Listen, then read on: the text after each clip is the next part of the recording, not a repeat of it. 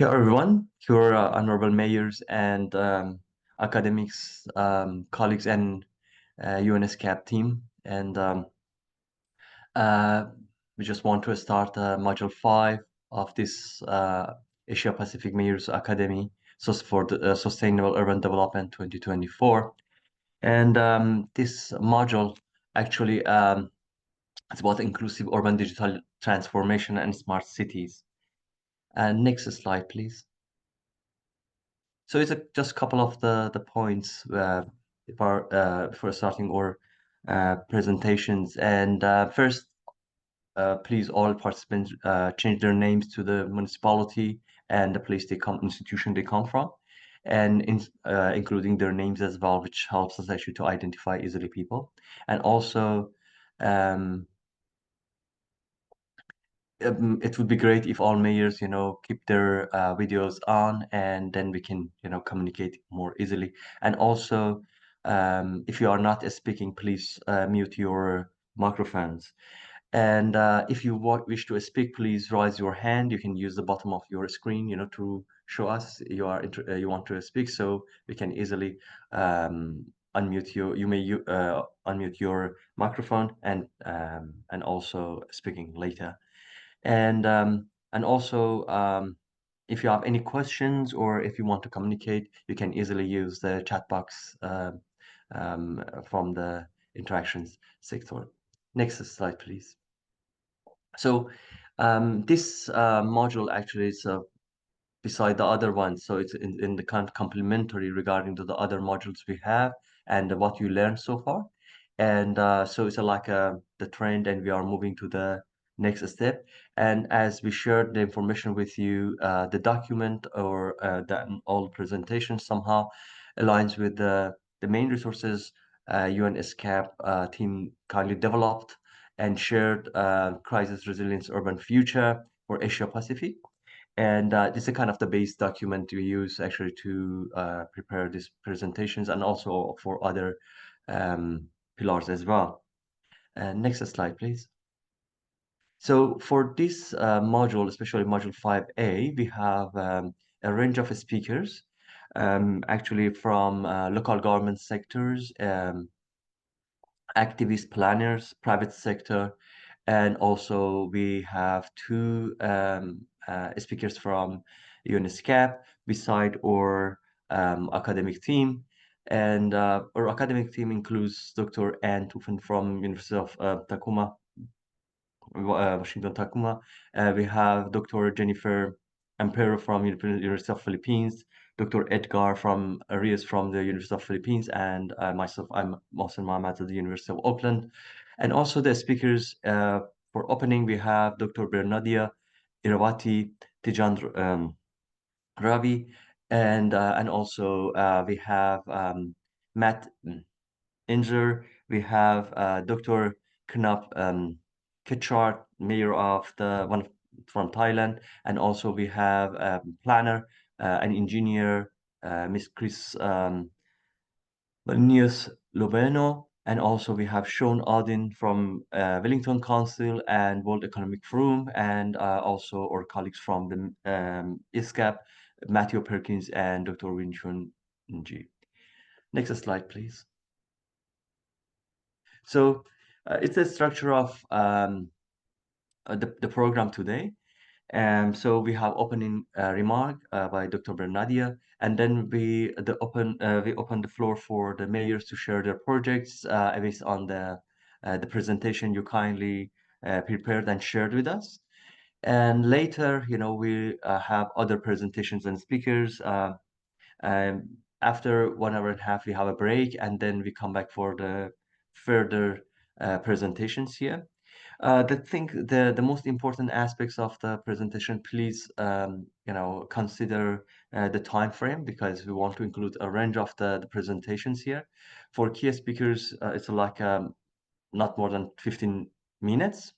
And for the mayors, it's like 5 to 10 minutes. So please consider that time limitation, because you don't want to actually extend the time. We need to finish it at at the end of the 3 hours, and we cannot extend our presentations here. Next slide, please.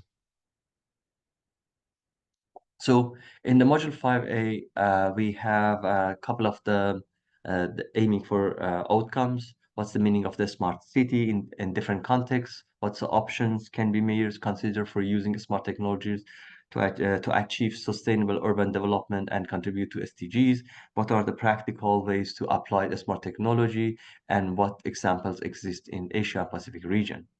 And learning objectives to provide understanding of the smart city from a different perspective and context, and reviewing practical examples of a smart city and its solution for other cities, and investigating a smart sustainable city initiatives. So it's a kind of as you can see, regarding to what we prepared for you guys, at this session, it's learning, and we are sharing some information while learning from each other, and and it's a kind of the more communication and two-way learning from, and definitely we learn from you guys as well. Next slide, please. So I'm not sure, Dr. Bernadia, yes, she's on, and I want to invite Dr. Bernadia Irbati Tijandra Davi to the Secretary General of the UCLG Asia Pacific section aspect to opening and remark this session. Dr. Bernadia, the floor is yours. Thank you Thank very you. much. You can hear me well? Okay. Thank you. Very good morning, still morning here, and good afternoon. Assalamualaikum warahmatullahi wabarakatuh. Namaste, namaskar, sawadika. And so happy to see all the honorable mayors today, and of course our fellows academy partners of this Mayors Academy. And I really hope that everyone is in good health and ready for this module. I'm sure it's going to be very exciting for everyone, because it's about talking about digitalization and smart cities, intelligences, and those kind of topics certainly important. I know some cities are more interested in this topic, especially related to smart cities. Sometimes we get confused with the definition of smart cities. And because several organizations, several institutions have all kind of definitions.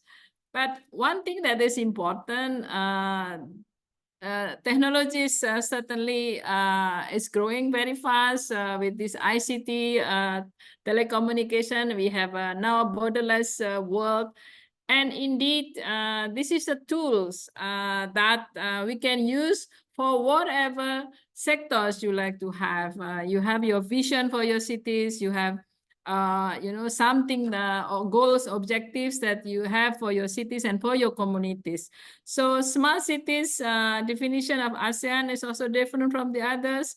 ASEAN has is called ASEAN Smart Cities Networks, and also definition used by United Nations. But you will learn all those definitions from the experts today. But most importantly, how you use this in your capacity as a mayors.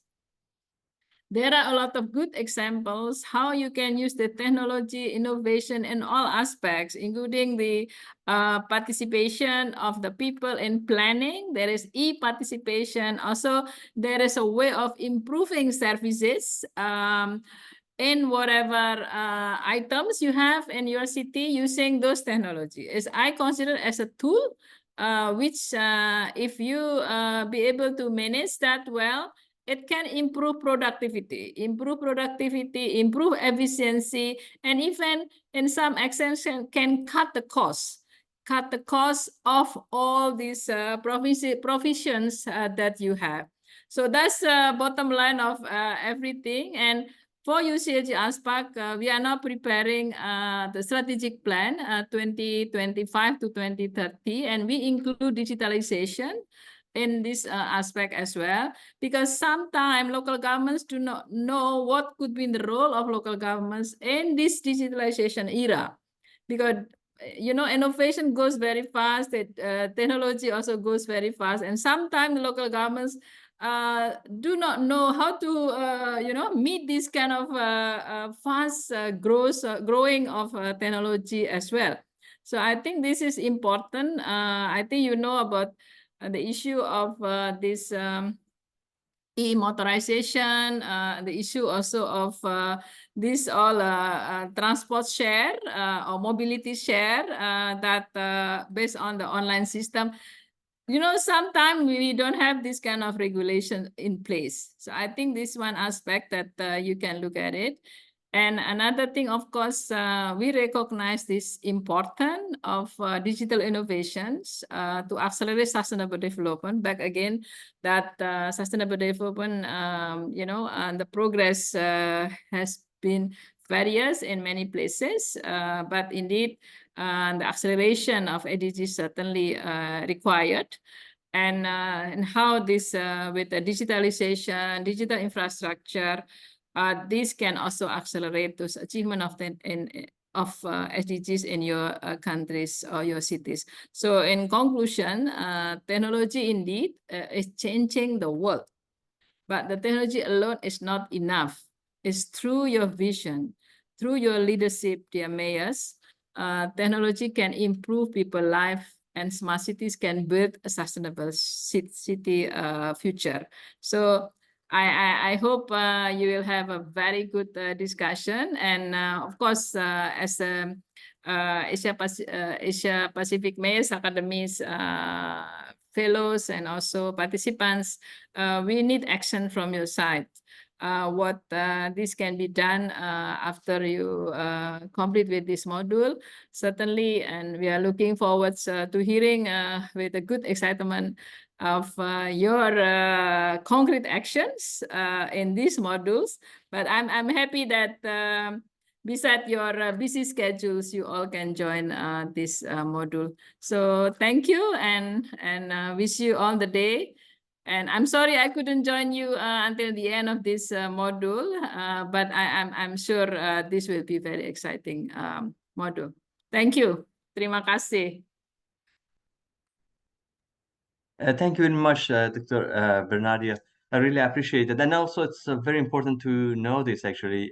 You are preparing a kind of the platform, actually, future, and it will be like a guideline, which is very important, actually.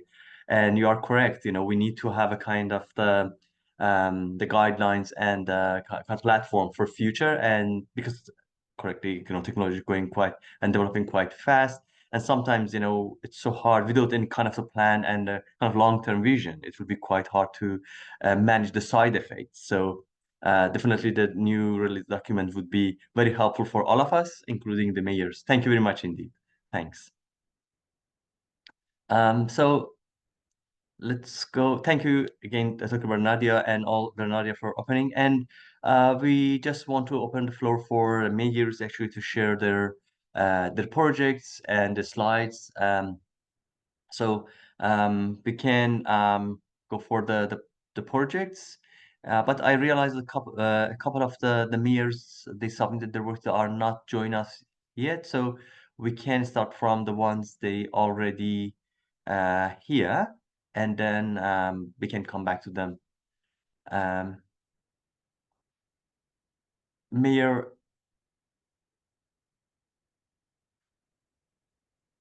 Alan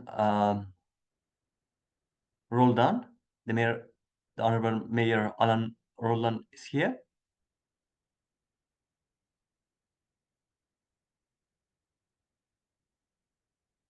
No? Oh yes, Mayor is here. Mayor, floor is yours. You can start your presentation though.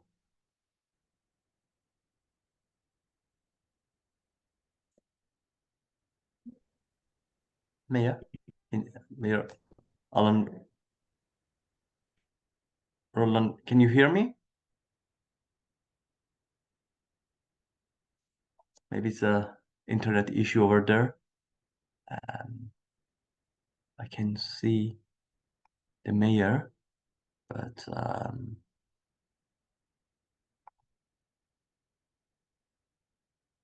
so maybe we should go to another mayor.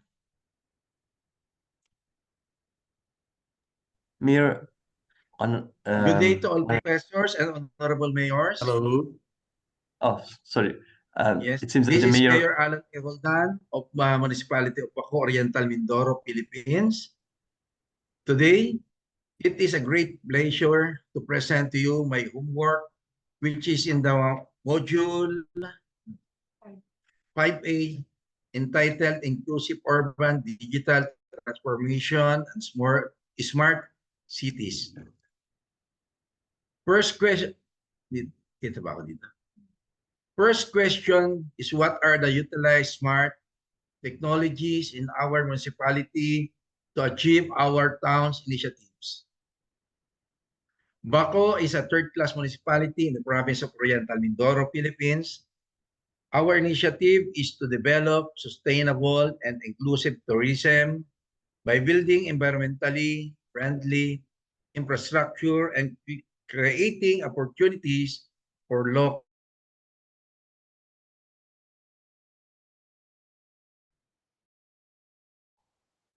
The municipality of Baco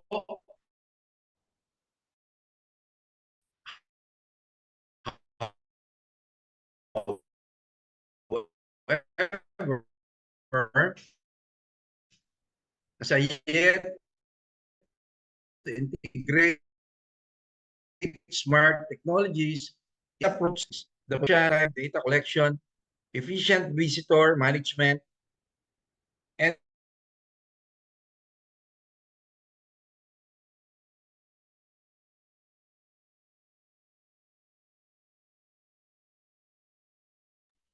Mayor, it seems your internet is quite weak. Your voice is interrupted. We cannot hear your voice clearly. I think there's a kind of the internet issue here.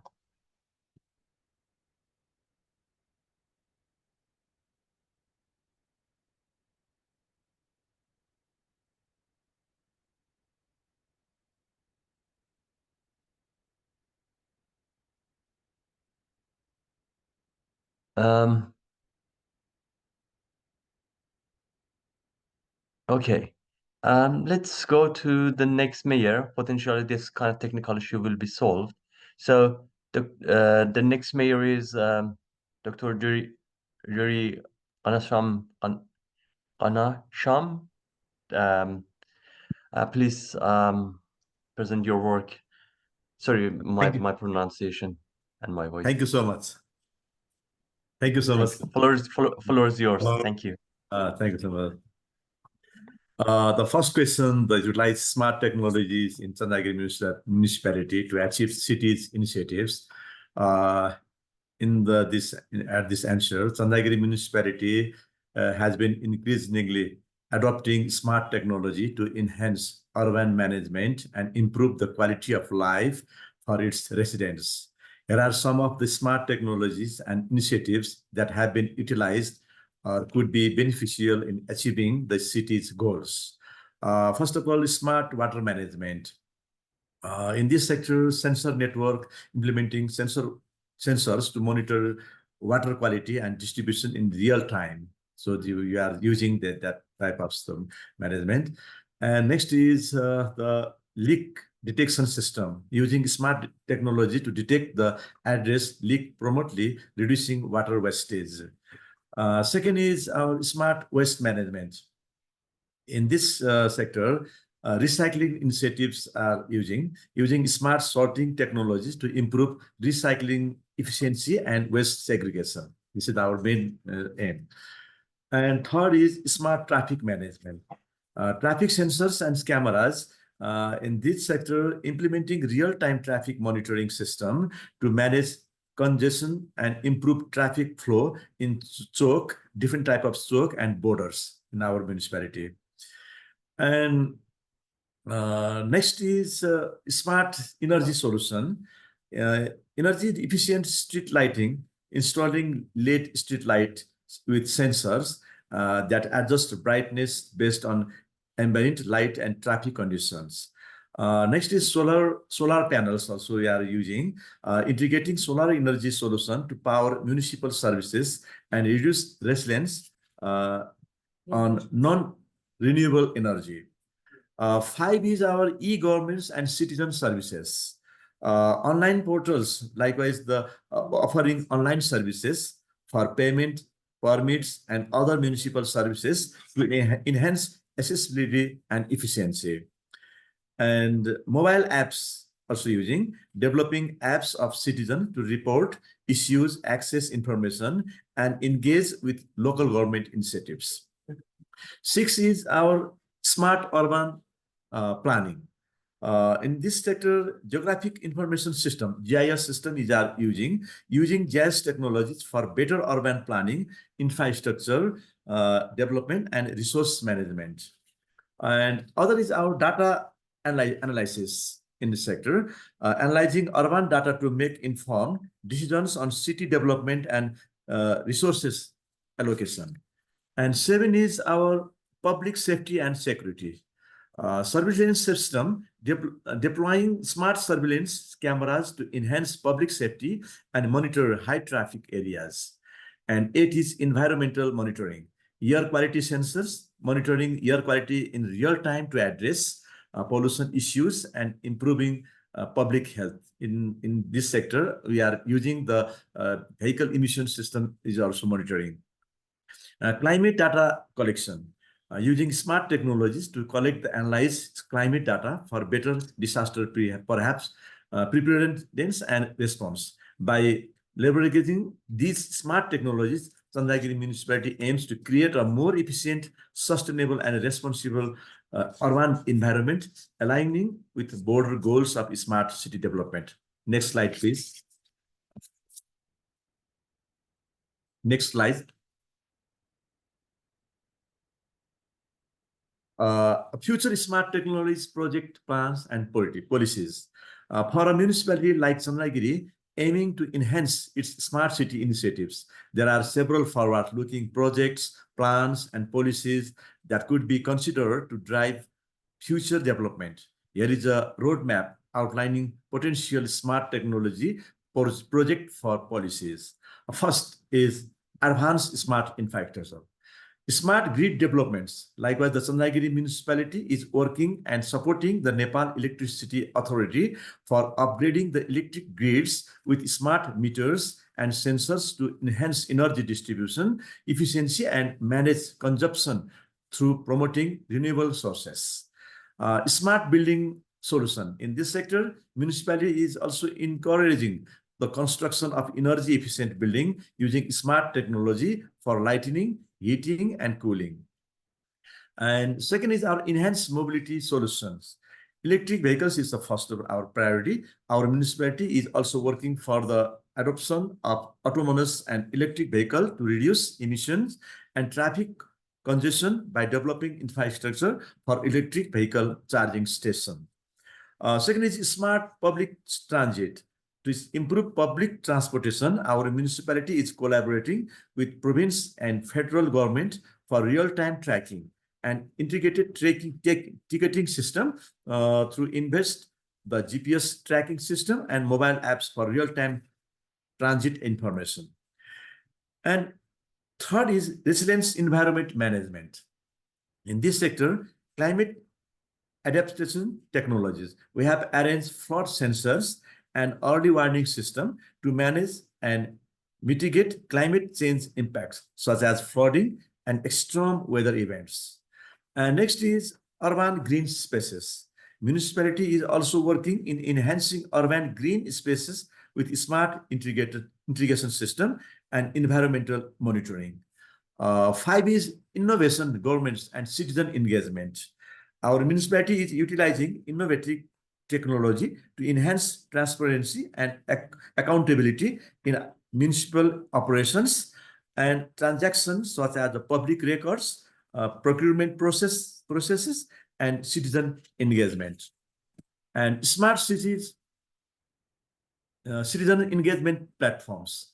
Chandagiri municipality is also initiating greater citizen participation through digital platforms that facilitate feedback, suggestions, and community engagement, such as create online forums, mobile apps, and social media channels for real-time interaction with residents. 6 is our data-driven decision-making. In this sector, City Data Hub, Chandagiri municipality has been working to establish centralized data hub to collect, analyze, and share data across municipal departments for supporting evidence-based decisions making.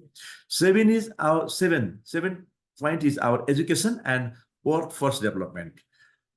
In this sector, smart technology training, the school and colleges in our municipality has been equipped with smart technologies and digital tools. The municipality is also offering training program and workshop in our collaboration with educational institutions and technical companies. Innovation hubs and startups. Our municipality is planning to support technical startups and creating innovation hubs through grants, initiatives, and infrastructure support for technical entrepreneurs and startups. Policies and regulations. In this sector, data privacy and security policies are a major point. Our municipality is serious on ensuring the protection of personal data and secure smart infrastructure from cyber threats. And second is sustainability standards. All new development projects and technologies in our municipality should policies that mandate eco-friendly practices and evaluate the environmental impact of new initiatives like EIA, IAA. By integrating these projects, plans, and policies, Tanjung municipality can effectively advance its smart city goals, enhance urban living, and create a more resilient and sustainable urban environment. Next slide, please. What are the statutory of the limitations? Implementing smart technologies in our municipality, like Chandragiri, can be transformative, but there are several statutory, regulatory, and practical limitations that need to be addressed. There are some key limitations. Regulatory and statutory limitation. Data privacy law. Since Chandragiri municipality doesn't have enough skilled workforce, it is difficult to ensure strong data privacy protection and also difficult in formulating general data protection regulation that address national and international data privacy regulation. Second is public procurement regulation. In following strict public procurement procedures, this can slow down the adoption of new technologies due to lengthy bidding process and compliance requirements. Financial constraints, budget limitation. The municipality budget may be insufficient to cover the initial investment and ongoing maintenance costs of advanced smart technology. So the municipality must seek funding through grants, public-private partnership, and international aid, and prioritize projects based on cost-benefit analysis. Third is technical challenges. Infrastructure limitation. The existing infrastructure in municipality may not support the integration of advanced technologies requiring significant upgrades of modification. Fourth is social and cultural barriers. The existing infrastructure municipality may not support. In this sector, public acceptance. The residents may fear to adopting new technologies due to concern about privacy, security, and disruption. Digital literacy. The low level of digital literacy among residents can affect the effective use of smart technologies. And legal issues. It is difficult to ensure all projects fulfill with relevant regulation and standards. Sixth is our environmental and sustainability considerations. This is our main effect. Environmental and sustainable consideration, environmental impact. The arrange of the technology may have environmental impacts such as increased electronic waste or energy consumption. For this, it is challenging to choose environmentally friendly technologies and implement recycling and disposable programs for electronic waste. Addressing these limitations through the careful planning, stakeholder engagement, and strategic partnership can help ensure the successful implementation of smart technologies in Chandragiri municipality on timely, leading to improve urban management and quality of life residents. Thank you so much. Fantastic. Thank you very much, Mayor. for sharing very interesting points and very interesting discussions there. Next mayor, please. Mayor Mandy Virender Sharma is here. Mayor? Good morning, all. Am I audible? Yes, yeah. Floor is yours, Mayor. Yeah. Good morning, all. I am Vishal Chandel. On the behalf of Mayor Virender Sharma, Municipality Mandi, we are presenting our presentation today. With the request, and before starting this presentation, we would like to inform you that Mandi is a very beautiful city located on the hills of Shivalik Hills, and it's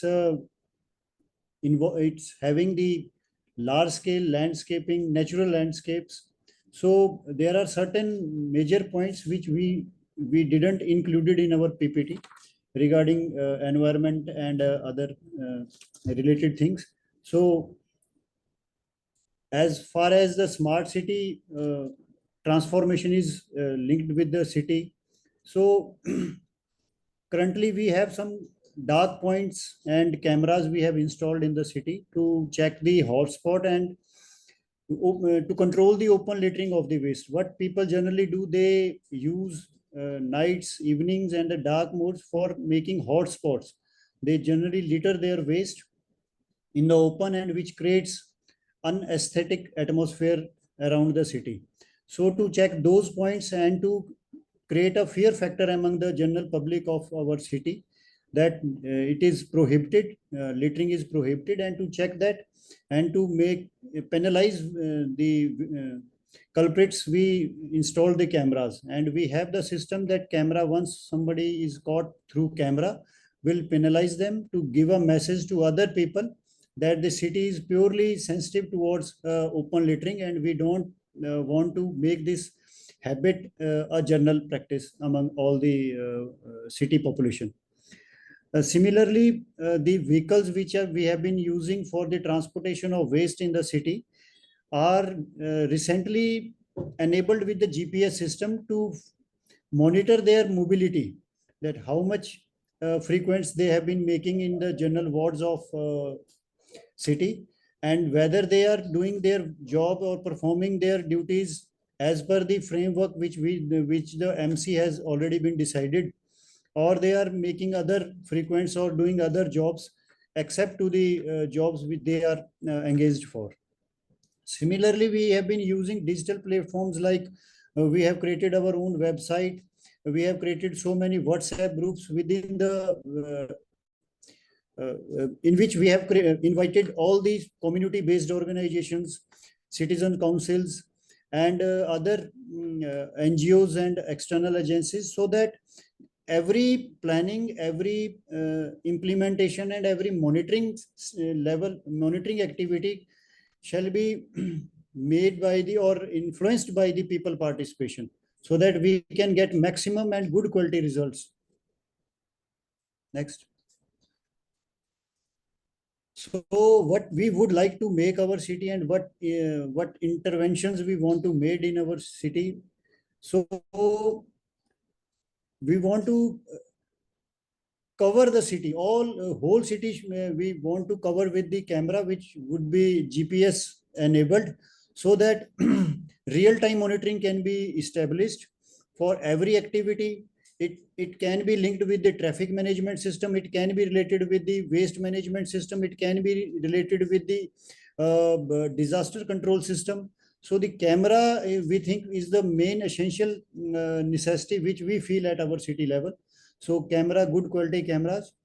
Likewise, because we are located in a hilly state, so the disasters, landslides, floods, it are generally occurs in our city.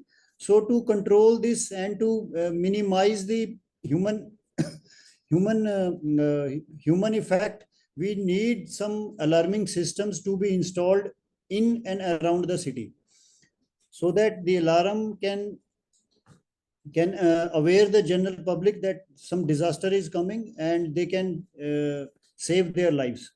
Similarly, now the city is going through modifying their old property collect system with the GIS based property collect system. So we would like to do is we want to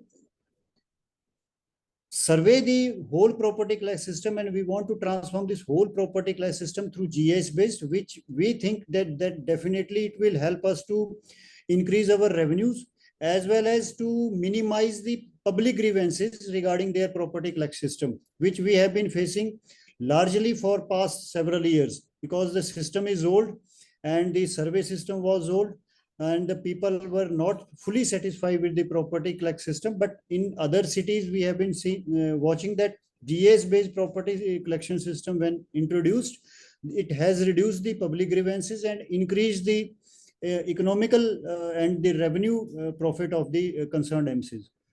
And similarly, we want to make GIS based mobility system so that the traffic congestion could be reduced and people can utilize their timings and their every second of their day-to-day routine for the for in a productive way, instead of stucking in traffic for the long time.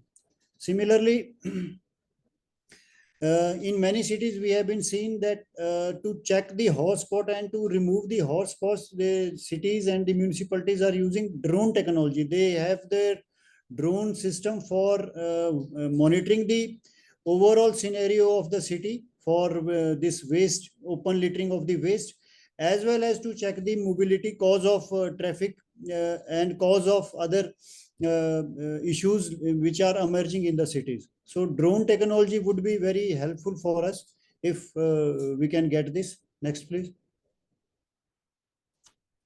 So as far as the limitations are concerned, definitely as our earlier honorable mayor has said, the financial limitations are the most important one that all MCs and all urban level bodies have been facing for a long time, that whatever we plan highest as we can.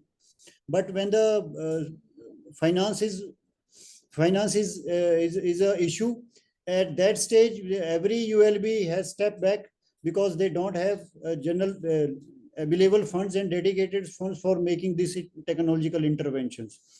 And secondly, we have many IITs, technical universities, but with the lack of cross-learning platforms, we didn't getting that support from these agencies, these dedicated or professional technical agencies, through which we can make our city most fully digitalized, and we can use the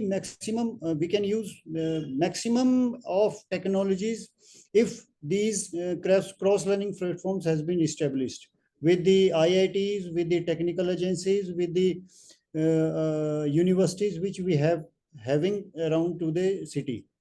So these are some technologies limitations which we have been facing. So this is what we have planned and we have just tried to share with you. Thank you very much indeed. Thank you.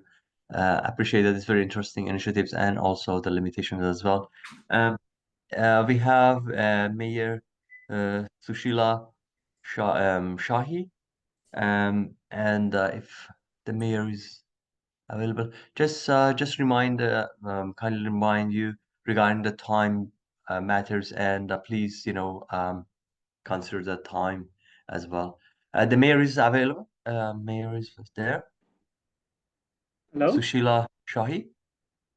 Yes. I'm speaking on behalf of her. Greetings, honorable mayors, team of the Mayor's Academy, experts and academicians. I'm Prabal Dahal, technical support for planning at Lamkichua Municipality, and I'm speaking on behalf of Mayor Sushila Shai today, who apologizes for not being able to present. Moving on with the presentation, Lamkichua Municipality has taken various steps towards making the city smart and resilient. Some of the technologies that have been deployed so far include deployment of smart disaster risk reduction and early warning system with the help of integrating various mobile applications, web-based applications, integrating that with the national system called the PPOT portal, which helps in identifying various disasters, as well as informing people about what to do in such situations.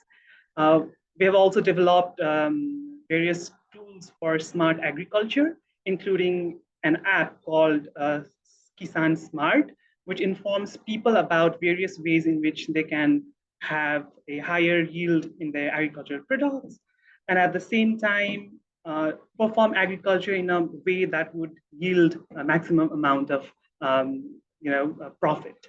There is also smart electronic vehicles that are being used for daily commute and transportation in the municipality.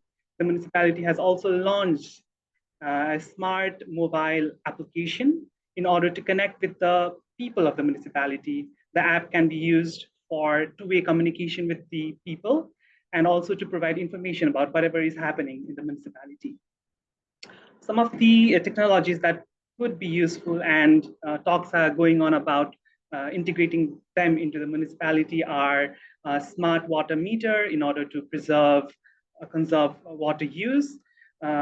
Also smart electricity meter. A lot of municipalities in the country are already deploying this system, and with the help of smart electricity meter, the house owners will not need to visit the electricity authorities, and they can pay electric bills from their home.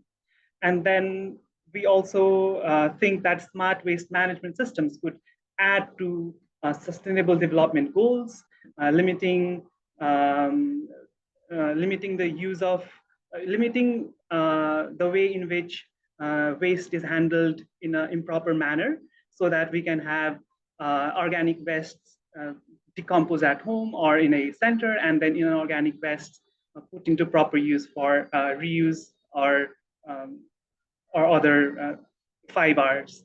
Next slide, please. Talking about the future smart technologies, projects and plans and policies, we have various that are going on. So, to name a few, one of the thing that is upcoming is we are planning on providing subsidies to house owners, especially people who belong to marginalized communities, and provide them with smart cooking equipment like induction cookers, which we consider to be a smart technology because it has electronic systems. And then we are also thinking about installing smart street lights in order to save electricity, in order to make efficient use of resources. At the same time, we also have inclusive and climate resilient planning of the city with the help of a project called Cities for Women. In that, we plan to integrate the values of smart city into creating open spaces that are climate resilient and smart. Next slide, please. There are various limitations. Nepal itself is a low resource country, and our municipality is no exception. There is low digital literacy among our population. There's limited access to smartphones, especially in the marginalized community. So even if we try to make various apps to say that we're smart, we still have a friction when it comes to providing access to these applications to various poor, low-income marginalized communities. And at the same time, we also face a lack of proper guideline in planning and designing smart cities, which we are definitely going to work on. Thank you very much for your attention. Thank you very much for covering the very interesting project you are doing that over there. Yeah, we see that it's a lot of initiatives from different places and very interesting how they are used. Next year, we're speaking challenges for developing smart in smart ISMA by 2030. The mayor is available to cover this one. The mayor ISMA. No.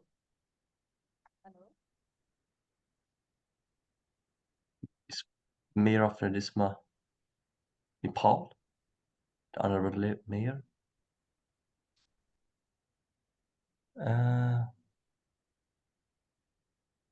Yeah, it seems Mayor is there,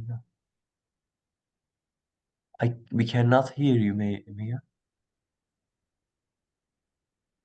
So it seems that there are a couple of the technical issues regarding to the Mayor, the Honorable Mayor connection with the system. So maybe going to another mayor and then come back to this the mayor. So another mayor we have here.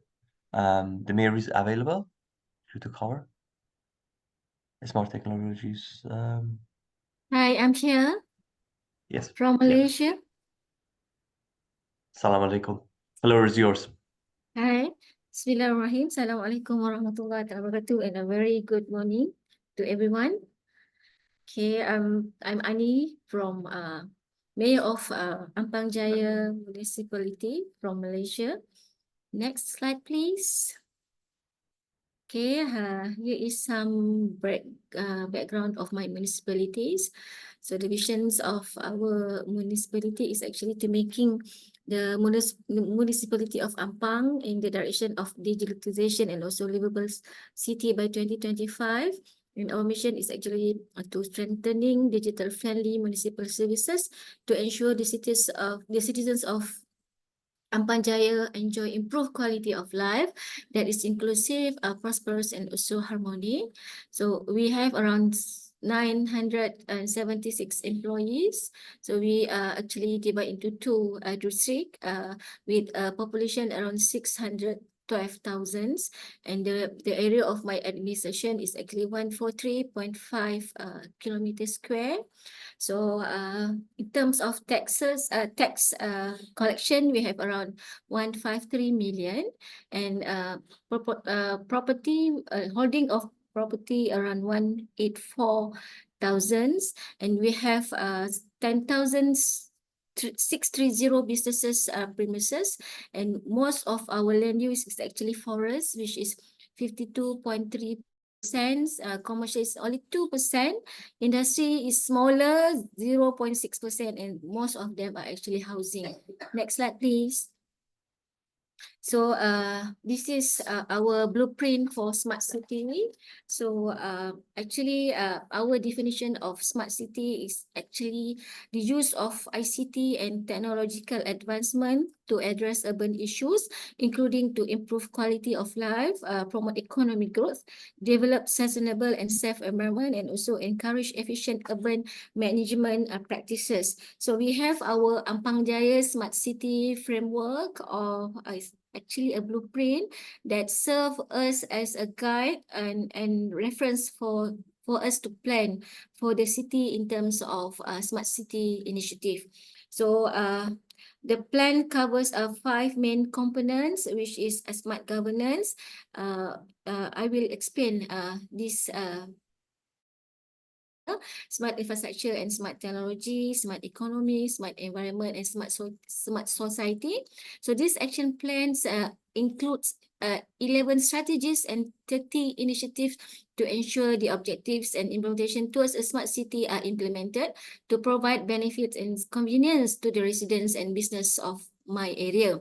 With the implementation of this smart city initiative, various facilities will be received by residents and business of my area, such the work of upgrading the telecommunication infrastructure. The residents and business of Ampang Jaya will enjoy comprehensive network coverage without any problems, in addition to preparing for 5G in the near future. In addition, the provision of free Wi-Fi also enjoyed by Ampang residents in public places such as bus stops and also food courts. So the residents and traders of Ampang Jaya will also enjoy a safe environment way around the city, and housing area will be equipped with closed circuit cameras, CCTV, which will be monitored by the Royal Malaysia Police and also by council itself indirectly, so that action can be taken immediately and it can reduce crime. Next, please.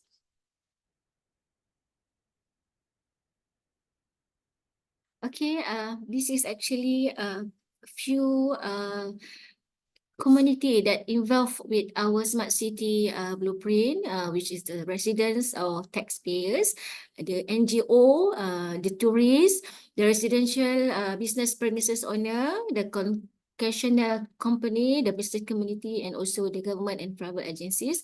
Yeah, and also we have also working with strategy partner inside and internal department and outside government agency itself. We have like National Anti-Drug Agency, Department of Road Transport, district and land officers, foreign agency, state economic planning unit, and all department agencies that somehow relate with our core business. And recently we working with Malaysia Remote Sensing Agency. So this agency assisting us in providing physical location through remote sensing. Okay, next please. So okay, this is actually Ampang Jaya Smart City component details and also characteristics. We have 5 components, which is smart governance, which is based on open data, electronic government data sharing, and we also, in terms of smart governance, we have gender and vulnerable group friendly, and also quality e-government services that we share among the government agency. We also have a infrastructure and smart technology that offers flexible and affordable modes of transport, comprehensive network coverage and high-speed internet, 5G, 4G, and also enhanced data protection and also cyber security measures. We also have smart environment that actually to protect the environmental. We have low carbon mobility. We also have readiness in terms of using IT for disaster resiliency, and also we have sustainable resources management and also to use a clean environment. For smart economy, we actually want to the characteristic is actually to increase productivity and also to use the economy for innovation. For smart society, we empower community with high, we want community with high moral values, community that use low carbon city and also adopt on green lifestyle. Let me share with you, next slide please. So let me share with you, this is all that we have current in our organizations in terms of we have smart community ICOM web, which are actually community can use this webs to pay assess tax, to pay compound, to apply for hawker's license, business premises license, and all that. And also they also can book facility such as for they can also book through this web base on community hall, stadium, convention center, and all that. So at the moment we can easily say that taxpayers around us that use this system is actually 1,500,000. And also we also have a smart community ICOM mobile that can be downloaded from the from the mobile. And also we also have interactive system inside our organization that we also can review for compound quotation and everything. And also we have all the information for the organization to refer, such as electronic circular.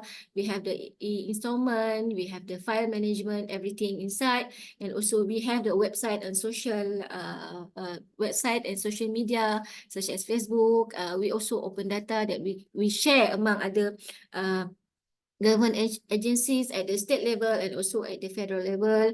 We also have data security. At the moment, 68% of our businesses is actually conduct online collection. We have actually in 2035 for the future development, we are targeted only 10% for physical counters. 90% will be used in terms of online services. And also we also looking forward to build a command center that costs us around 10 million. That this is our future city plan. We really need some funding for this command center, and at the moment we don't have money for this. Okay, let me share next slide, please. Next one. Sorry, there are so many slides. Next one. Then the ninth slide, please. One more. Thank you. So this is what I can share with all the participants what we have for smart infrastructure and technology. We have a mini command center that centralized control of infrastructure and also digital technology. Okay, and also we have 19 CCTV that doing the analytical functions. We have 9 smart signal lights and smart pole traffic control. We have 6,200,22526 LED lights and also 22 smart cities to save electricity. And we also have slope management. That the slope 356 slope is monitored to to measure the ground movement with the ground movement center. We have 10 ground movement center. So for the smart intersection, we have 9 smart signal lights and smart pole and also for traffic control. We also have smart bus stop with CCTV, Wi-Fi, smart display and also panic button. We also have 5G connectivity just to get high-speed internet network for free Wi-Fi, but not in the whole area, in certain areas only. And also in the future is actually we are in the process of public-private partnership, for us to develop more digital infrastructure of high-speed network system and also monitoring individual slope. Also, we need early warning system that we need to put CCTV in that slope area. So for smart environments, today we have a one-stop center for abandoned vehicle disposal. In the urban area, there are so Mayor, many. please Okay, consider the okay. time limit though. Sorry, Okay. Just to share with you. Next, this is about smart environments. The last one. Next slide, please. On the smart economy, we have also a few initiatives. This actually for us to utilize the e-commerce medium for entrepreneur, carnival and everything towards a digital economy. And also we have also on the smart society, we have a digital movement. We engage the community. We have a smart partnership and also we have a smart parking actually that can benefit the society. I think we have also actually our limitation is similar to what Mr. Gana Sham shared this moment, but the other maybe that we can share here is actually that each of that criteria we have for smart economy. For example, we have low level of readiness to transition to high value added industries. And for smart mobility also we have issues on low rail ridership, high private vehicle ownership, and also poor first and last mile connectivity and accessibility. So in a nutshell, what I can summary for this presentation is actually on the smart initiative. Actually we as a local government working with the citizens, academia, businesses to make their life easier and for us to give the best and efficient services for the people. That's all. Thank you for the presentation. thank you, Thank Mayor. you. Thank you, Mayor. Sorry Ani, for taking sure. extra time for that.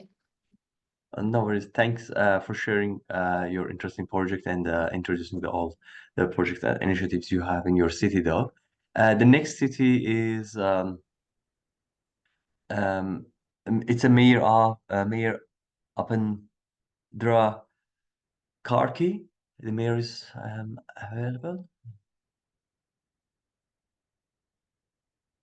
Hello, am I audible? Yes, yes, Mayor. Hello. You can speak. Yeah, the floor is Okay. yours. Thank you. Yeah, I'm here today on behalf of my Mayor Upendra Karki and Ashmita Vajra, looking after the international contact and coordination section of the municipality. Can we move to the next slide, please? The utilized smart technologies in our city for the smart city initiatives are as follows, like installation of cameras in public places and roads.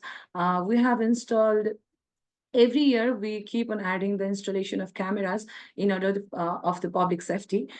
Till today, we have installed around 300 cameras in our city for the public safety, and ICT labs and technological teaching methodologies in schools. As today's kids are the future's leaders, we have aimed of providing the technological teachings to the students of the government schools in our city, and we have installed ICT labs for the smart teaching methods. And for the effective service delivery, we have adopted different softwares, digital displays, citizen charters in our city. And we have adopted a disaster alert. I have not mentioned that in this presentation. We have adopted a disaster alert app. From that app, if any disaster occurs in the city, we have incorporated different numbers of the different authorized person to look after that disaster. Like the main host of that app will be the city police of our municipality, and they will know the alert first, and they will respond after the alerts. And we have optimally used the social medias for the push and pull of the information for the easiness of the citizens of the city. Next slide, please. And the major projects we have adopted in our cities are the development of the paperless system that I have already mentioned, that we are looking for the making of the digital municipality, and have adopted different digital citizen charter and many more things for the development of the paperless system in the municipality. And for the bright and the, we have adopted this as a theme of our city, that the bright and safe city. For that, in addition with the installation of the cameras, we have added the street lamps in most parts of the city, so that the citizen feels safe wherever they go. And we have added a GIS-based individual social information system. That is, we have developed a GIS software where we can monitor what the public are actually doing in order to the development of the urban areas. Like when they build a house, are they going in are they building in order of the municipal rules or not? So we look from the GIS software from the municipality. And the plans and policies for the technological projects are public satisfaction via service delivery. That is, we have made plans and added different policies for that. And another is as already mentioned, it's a digital municipality. Can we go to the next slide, please? So many of our friends have already mentioned the limitations of the limitations for the development of the smart technologies. The major constraint is financial limitations. So we are aiming for the public-private partnerships, and so the municipality has developed an international contact and coordination section in order to coordinate with the different municipalities, so that if we can look for some grants or aids or loans from different parts of the world.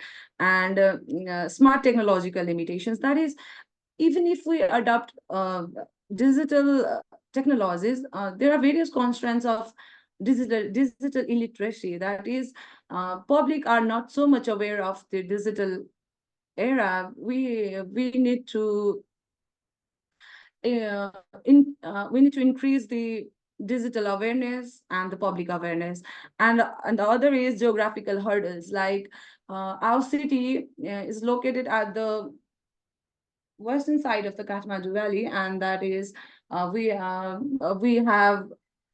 a geographical proximity, that is from hills to the slope areas. So in order to develop smart technology or so in geographical hurdles can be another limitations.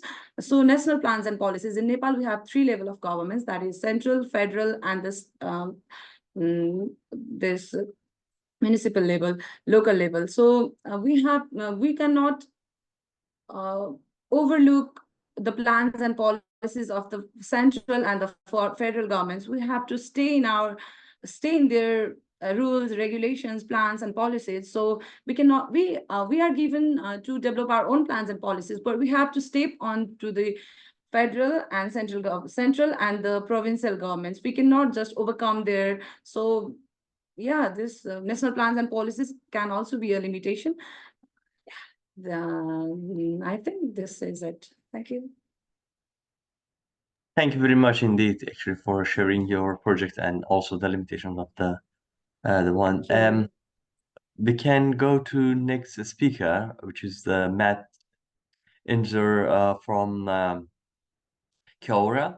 Actually, Matt is a kind of developer and service provider and developed a kind of interesting AI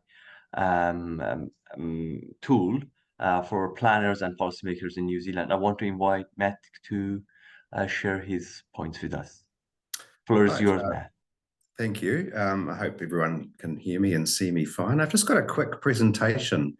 It's something that we developed over the last few years and have used in parts of New Zealand, and it's using AI to be able to improve the way we roll out services and facilities. If you want to move the slide on. So Māori are the indigenous people in New Zealand, and if you can see here, one of they call a whakatauki, which is a Māori saying, is what is the most important thing in the world? It is people. It is people. It is people. And so that's a big focus, if you like, for whatever we do around planning services and facilities. So to move along, Mohsin, this is probably, you know, if you Googled Auckland, you'd come up with this. It's a sky tower. That's our harbour. There's a dormant volcano out in the harbour there. But actually, and if you can just click through, Mohsin, this is the real Auckland. You can see there's a street market. You can see it's a sports events. You can see that's a protest. I believe there's one more, Mohsin, which is, and this is that pink path there is a reallocated motorway off-ramp. So we reallocated that to walking and cycling. And so there's a lot of diverse communities, cultures, interests, and needs in Auckland. But what we do is we struggle to hear from communities that are not wealthy or have English as their first language, or minorities like that cyclist there. 99% of Aucklanders will drive, 1.5% will cycle, and so it's very hard to get a democratic approach because of the misweight, if you like, of views. If you can move that along, Mohsin. So I don't know if it's the same in your cities, but we get a backlash if we provide niche solutions. So if we're providing a community centre that's only used by part of the community, or if we provide bike lanes, or if we provide, and there's a whole lot of things, and I'm sure there are some in your cities as well, we get a backlash. It's like, why are you spending so much money on things that aren't used? You can see here, this is sort of the equality versus equity argument. So Auckland is typically like equality. They like everyone to have the same thing provided for them. And this is just a simple example of, if you happen to be, not the standard size, or have a disability or whatever, that further disadvantages those parts of the community. So what we were looking for is a way that we could work to show Aucklanders that actually providing niche solutions gives a better outcome, and sort of work with people rather than just having this backlash against, why are you providing these things? So if you could move on, Mohsen.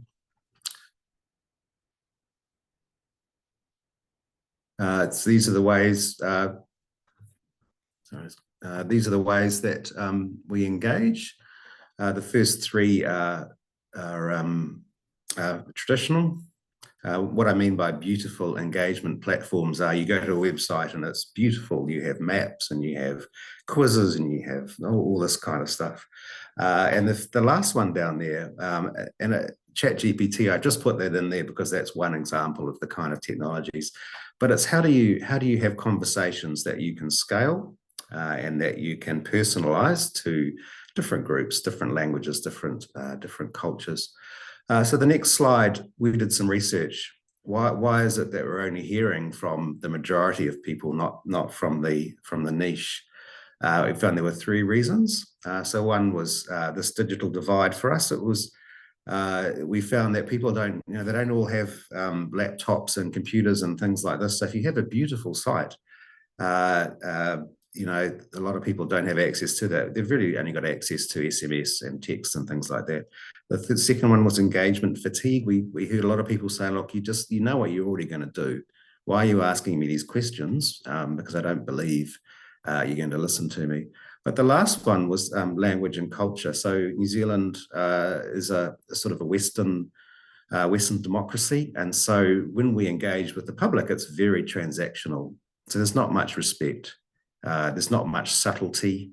It's very transactional. And what we found in New Zealand, it's probably Maori and Pacifica cultures that we needed to be much more ask questions that were less direct, that gave people the chance to talk. So to move on, Mohsen, what we found was that when we engage people online, just using text, but using technologies like ChatGPT.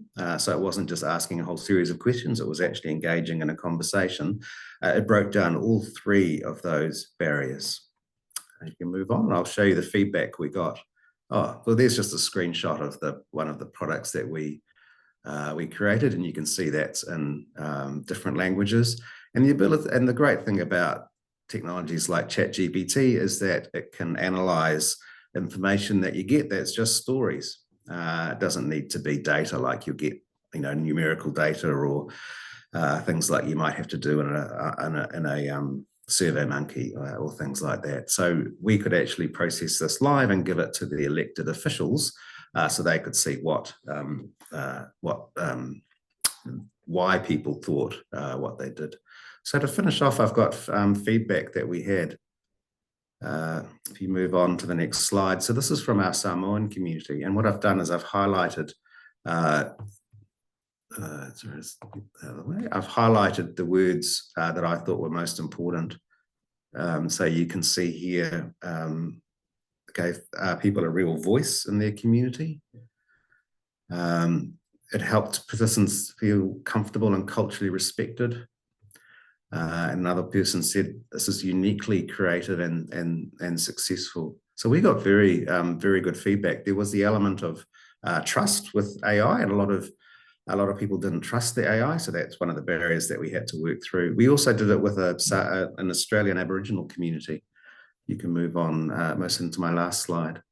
And this was the feedback that we got. So you very seldom hear this kind of strength of positive feedback when we go out and do traditional consultation with communities and indigenous communities.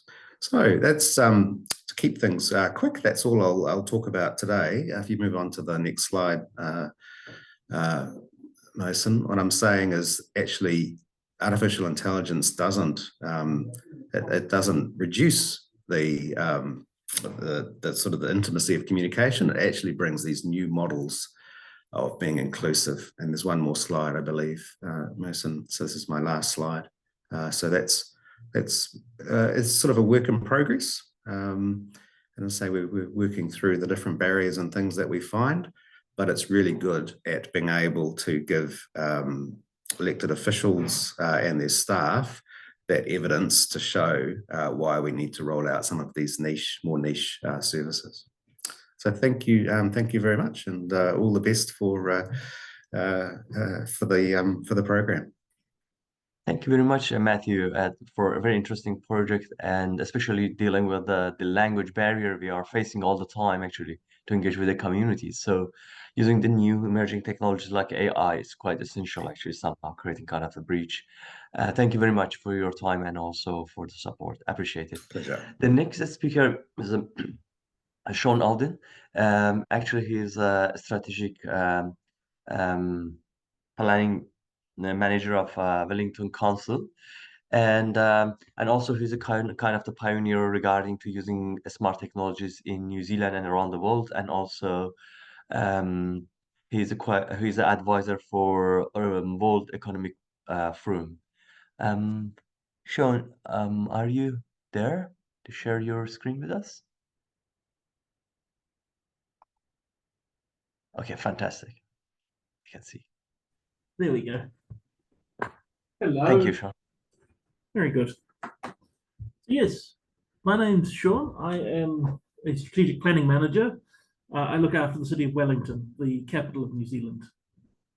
And part of my job is to understand the very complex interactions between all the systems that make the city work, be it the economy, the environment, social systems, utilities that sustain us. And understanding these systems is at the heart of our approach to digitizing the city. We have many things we need to respond to. We have to consider changing sea levels, both from climate, but also from seismic activity. We have to consider climate change, particularly as El Nino and La Nina cause weather patterns to swing. So on the top right is a picture of Napier, a city to the north of us that was flooded last year. But just the year before, that's a picture of a reservoir in Auckland that was almost empty. And so as we plan for flood, we must also plan for drought.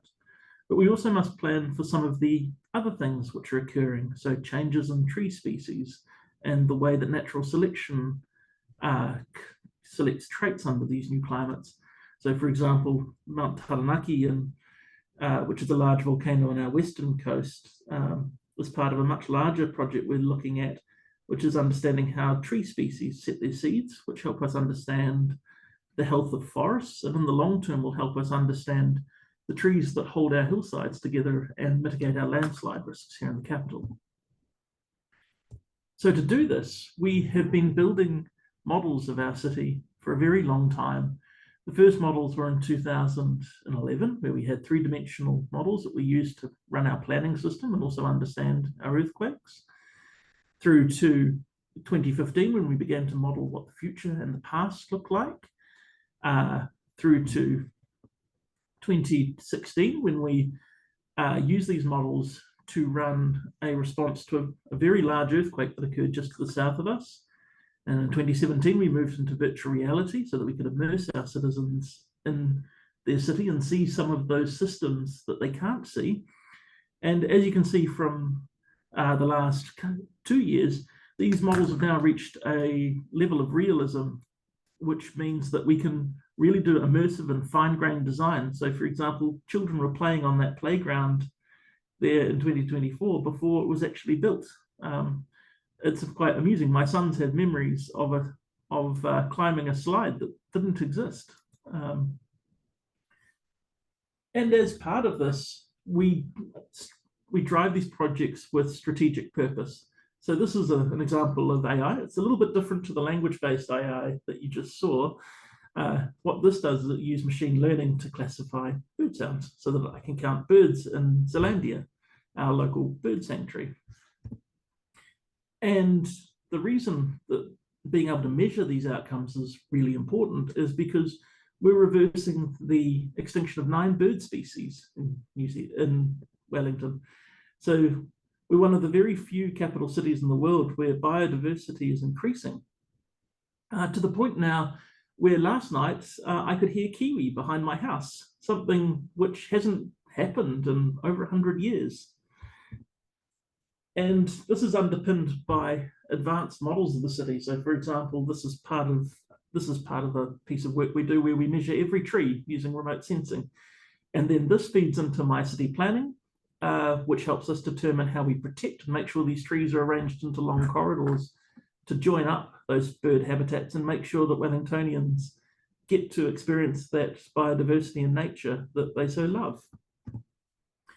And it's made our city an international place of hope. It's something we're known for, and all around the world you'll find articles and tourists coming to Wellington to see how we've done this and also to meet some of our bird life.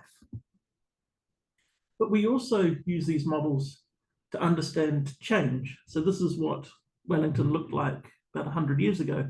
This is a peninsula to the east of our city. As you can see, the earthquakes pushed it up. And the reason this has been important is we've been working with mana whenua, our native Māori people, and our archives and our climate change people to understand how these landscapes evolved and why the city is built the way it is, so that we can see today, and then we can start to see tomorrow with how things like sea level rises, changes in aquifers, changes in climate are affecting our city, and so we can start to plan for them and understand them, mindful of the fact that actually our coastlines have changed a lot in the last 100 years, and they'll change a lot in the next 100 years. And we can also use these extremely realistic models to hook our sensor systems to, and then to analyze patterns across the city. And so at the moment, I'm embarking on transport planning for the city, and the councillors have ordered a new transport plan. And one of the things we're doing is using our sensor systems to understand patterns of movement, and also to simulate what answers might look like. And so, for example, these are some of the sensors that are deployed around the city, measuring the pathways that cyclists and scooters and cars and all the other forms of mobility take. And then this is used in our regulatory systems to help automate the assessment processes of effects so that our consenting systems become smarter, cost less, and more accurate. And what this has resulted in is a new zoning plan, new district plan for the city, which has more than quadrupled the amount of growth that can take place in the city that's allowed for. It's also introduced new climate adaptation hazards rules, and has resulted in New Zealand's most advanced urban planning framework, something we're very proud of, and it's brand new. But underneath that surface is a reality that we need to build the skeleton for that new body of the city. And so what we've been doing is working in our streets with our digger drivers and our pipe makers to understand what's actually beneath the ground and build a digital twin of the underground infrastructure, the stuff we put down there, forgot about and can't see anymore. And so what this has been doing is working across all of the council departments, the different utility companies, government, to create an initiative which makes it safer to dig into the ground, more certain, so we know what's already down there, and also incentivizes the consenting system to keep that ground open for shorter periods of time so it's less disruptive for people. Probably the most interesting part is about how this is arranged. So not only is the technology project about deploying ways of finding this infrastructure and recording it, but there's also quite large policy processes which are changing the regulations to require data to be provided and to change these analog paper-based systems to digital submissions. There's change programs for staff so that they can understand how they operate in this new world, and also sector-wide adoption work that's taking place so that not only council moves, but all of the utilities we work with and the other local governments in New Zealand can come on board, so that we eventually end up with an underground digital twin of the whole country that we can really start to leverage our IoT and AI capabilities from. And what this is aimed to do is to address the yawning gap between the infrastructure that underpins our cities and the need to provide the housing and the life opportunities for our young people to succeed in the future. So we're currently in the middle of the process. We've launched the beta versions, and they're out there now being used in the streets to help inform the next step, which will be the rollout across the country. And so all of these things work together to help us understand what the future might look like. They help citizens access data in a way that's much more informative. They help our decision makers make better decisions, but they also help people engage with the city on their terms. So one of the projects I'm proudest of is the one in the bottom corner, those orange boxes. The students of Tawa College have been building a digital twin of Tawa. It's seeded from the council's data, but it's using their own machines and their own purposes, and they're using that for community-based planning and telling the council what they would like. It's quite anarchistic, but it's deeply satisfying, and it's really helping use those digital technologies to help re-energize local democracy. The principles we work from fall into this purpose, trust, and function. These are taken from the Gemini principles, which are used in digital twins all around the world. The main difference is we put them into a Te Tiriti partnership, the partnership with our Māori people, and also our democratic underpinnings. We want to be an informed democracy. We don't aim to be a data-driven city. It's very important that democratic decision-making is made by people who are elected. It's not defaulted to machines and automation. And so if you look at the challenges we're confronting now, there's new legal reforms, so new planning acts. We still have to deal with resilience and climate change issues. We're re-urbanizing our city, but we're also understanding how evolving digital humans are looking for new services for their city and new ways of interacting with it and what that digital identity means to them. This work does come with ethical considerations, particularly for public servants. Some of the most important parts are making sure that we understand that privacy is an enabling infrastructure. You have to take care of it in advance, because once you lose your trust, you can't govern effectively. But what guides us is the same thing that guided Tupaia and Captain Cook as they sailed around the Pacific. This is a map that Tupaia, a Tahitian, made when New Zealand was recorded by Captain Cook. And the way it's made is by using the latest technology that was in the world on the Endeavour and the indigenous knowledge that Tupaia had. That's what we're looking to do today, to use this knowledge to make a better New Zealand, not necessarily just an automated utopia. So thank you, Mohsen. I hope I haven't used all my time. Yes, as usual, on time, perfect. Thank you very much, Sean. I know that you are quite busy these days with a lot of interesting projects and also with the role you have as a planning manager over there. And I really appreciate this. And it's after working hour, so in New Zealand time. So I really appreciate for sharing your interesting project with us. I hope all people enjoyed it as well. Thank you. Thank you very much indeed. Thank you, Mohsen. Bye-bye. Have a good evening. So for I think it's a time for a break. So we can go for a break for 5 minutes and we can stretch our legs and have a coffee and or tea, and then come back in maybe 5-10 minutes, and then we have a range of the other good speakers. Thank you very much indeed.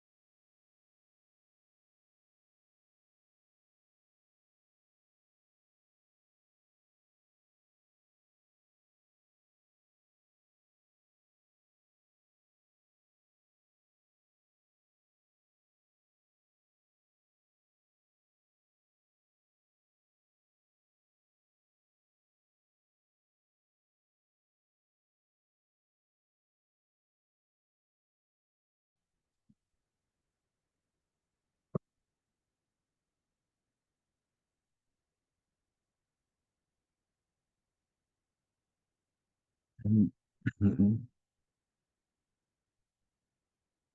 So for the next section of this session, we considered another four speakers, and they will share their points and also their interesting projects and perspectives with us. So for the next speaker, I want to invite Chris um, Libonio now to explain about the smart cities for public sector, and especially from the context of Philippines and the South Asia. Floor is yours, Chris. Thank you, Dr. Zadeh. So again, this is the topic of my presentation for today. Basically, I want to focus on partnering for smart cities and of course the role of the private sector and the non-governmental organizations. So again, I am Chris Libunao. I'm coming in here with the lens of data stewardship, project management, and more than a decade of policy consultancy. In my past life, I was a deputy minister in the National Security Council of the Philippines, where I focus on digital transformation and cybersecurity. And currently, I am the executive director and chief sustainability officer of Smart City, which is an NGO in the Philippines, and a professor of digital governance as well. So why are we here? I think there's been a lot of talks already about why are we here, why smart cities are important, but I want to touch this like really quick. So why are we here? We're here because I believe there's a perfect storm, which really enables us to digitally transform our cities and local government. So first, there's urbanization. By 2050, at least in the Philippines, half of the Filipinos will live in urban areas. So basically, double the number of the population in the Philippines will live in the urban areas.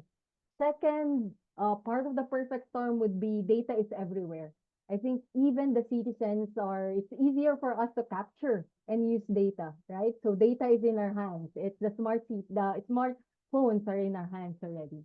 And third, because of this, citizens are glued to the smart devices with lightning fast internet access, which means because of this lightning fast internet access, we expect more from the local government. We want, as citizens, we want to connect easier from the government itself.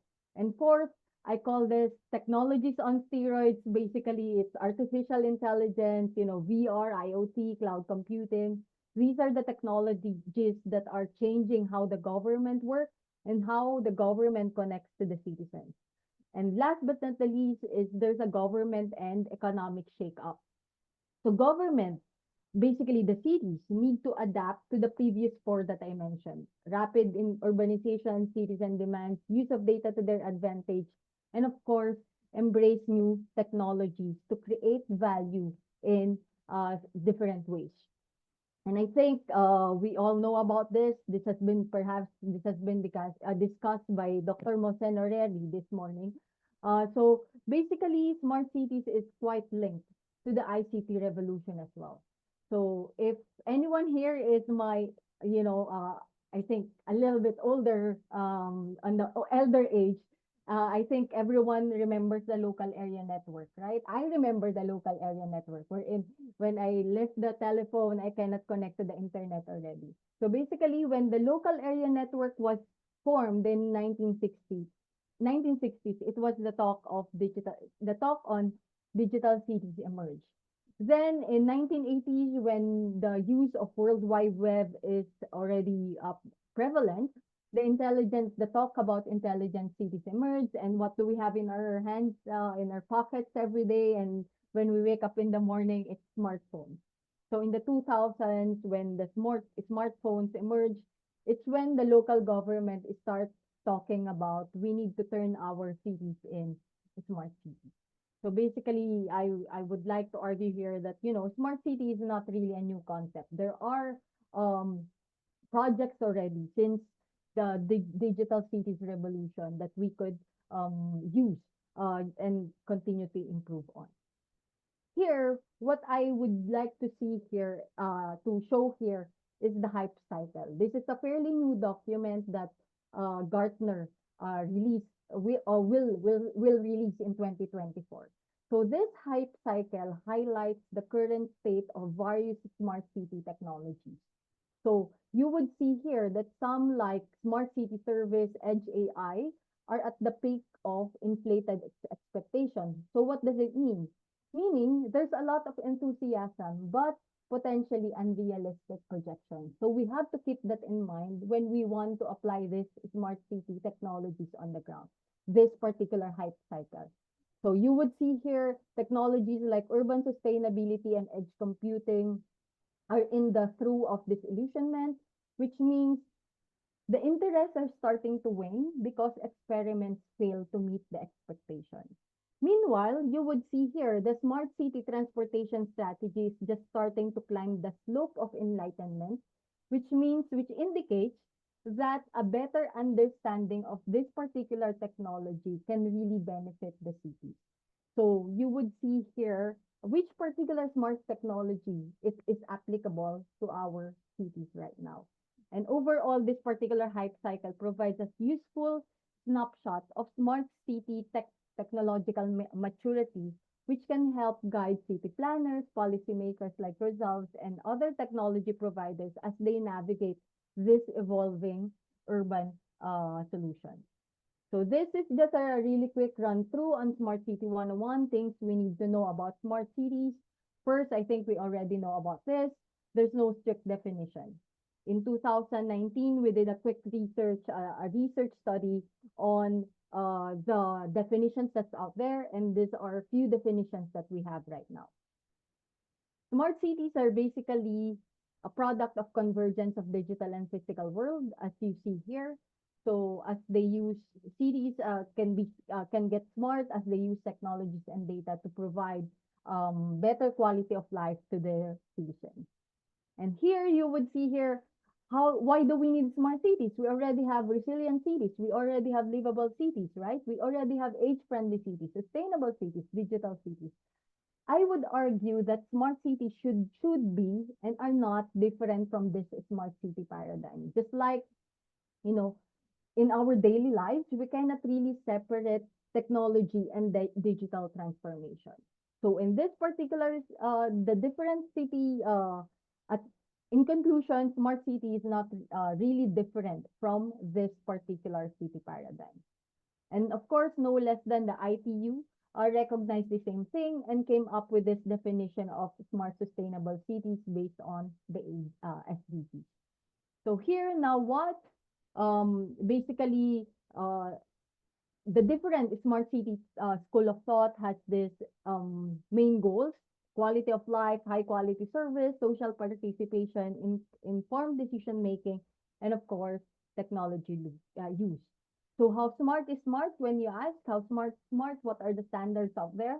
This is just a list of standards and indicators that we have currently, a national or international standards of standards that we have that we could use or we could apply in our city. So ISO, ITU, IEEE has its own as well.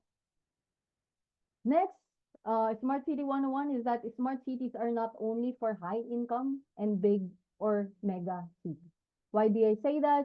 When we did the research, we found out that more than 30% of all the smart development programs in the world are happening in areas with 150,000 or fewer residents. So many of the most exciting and groundbreaking ventures are in remote and smaller areas which only has 5,000 residents, right? Next is that smart city need not to be so expensive. When I talk to mayors, we talk to local government units, when they hear about smart cities, they would think that it's expensive, but it doesn't have to be expensive. Why? And how do we do that?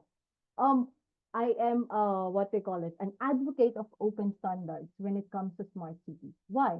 Because study shows that smart cities could cut costs 30% just by using open standards. And sadly, even in the Philippines, most of the tech that they use are closed and proprietary. And hopefully, it would change, right? Okay, next is that smart city projects does not require cutting edge technologies like AI and blockchain. Why?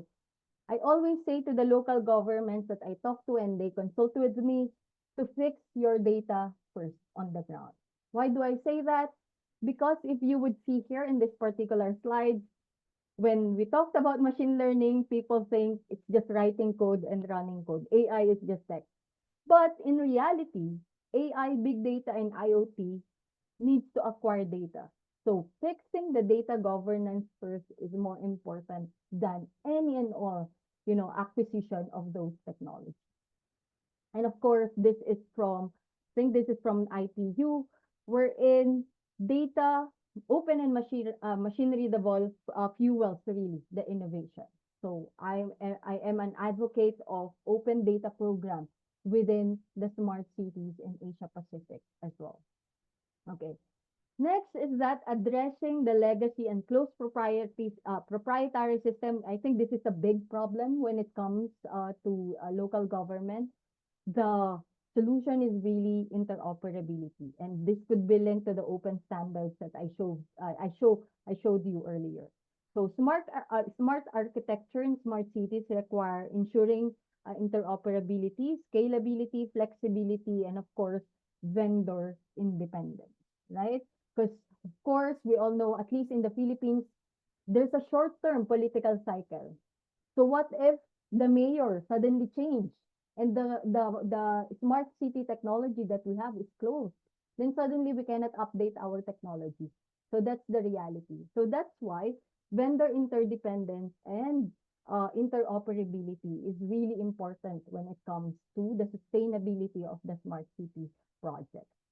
So just a recap, Smart City 101, there's no strict definition. It's not only for high income and mega cities. It doesn't have to be expensive. Does not really require cutting edge technologies. Data governance is really important, and interoperability is a key. So some smart city opportunities, some examples. First, of course, we all know about this. Smart city technologies can strengthen government service delivery. A good example of this that I found is in India, wherein they have a project on India called India Nightlight. Basically, they use satellite images to monitor electricity provision. So they want to see which particular city doesn't have electricity and address those particular challenges. And of course, smarter policy making. This is a project in the Philippines in collaboration with World Bank called Open Traffic. So basically, they collaborate with Grab, with Uber during that time, and for them to share their data and of course help them address the traffic in the Philippines. And deepening citizen engagement. This is a good example in Kenya, Ushahidi, wherein they really, during each general election, they monitor it using crowd sourcing information. And of course, these are different ones, transportation and other tax-related, what we call this, incentives as well. Okay, so how do we seize this particular opportunities? I would always say that really, in reality, we have to accept the truth that governments cannot do it alone, right? So by combining the strengths of government, private companies, and NGOs, we can create synergies that propel our cities into a smarter and to a more sustainable future. So in the private sector, what do we need from them, and what can we leverage using the private sector? Of course, technology and innovation. Private companies are often at the forefront of the technology. Infrastructure development, the private sector has the expertise and resources to develop and maintain advanced infrastructure. And of course, funding and investment.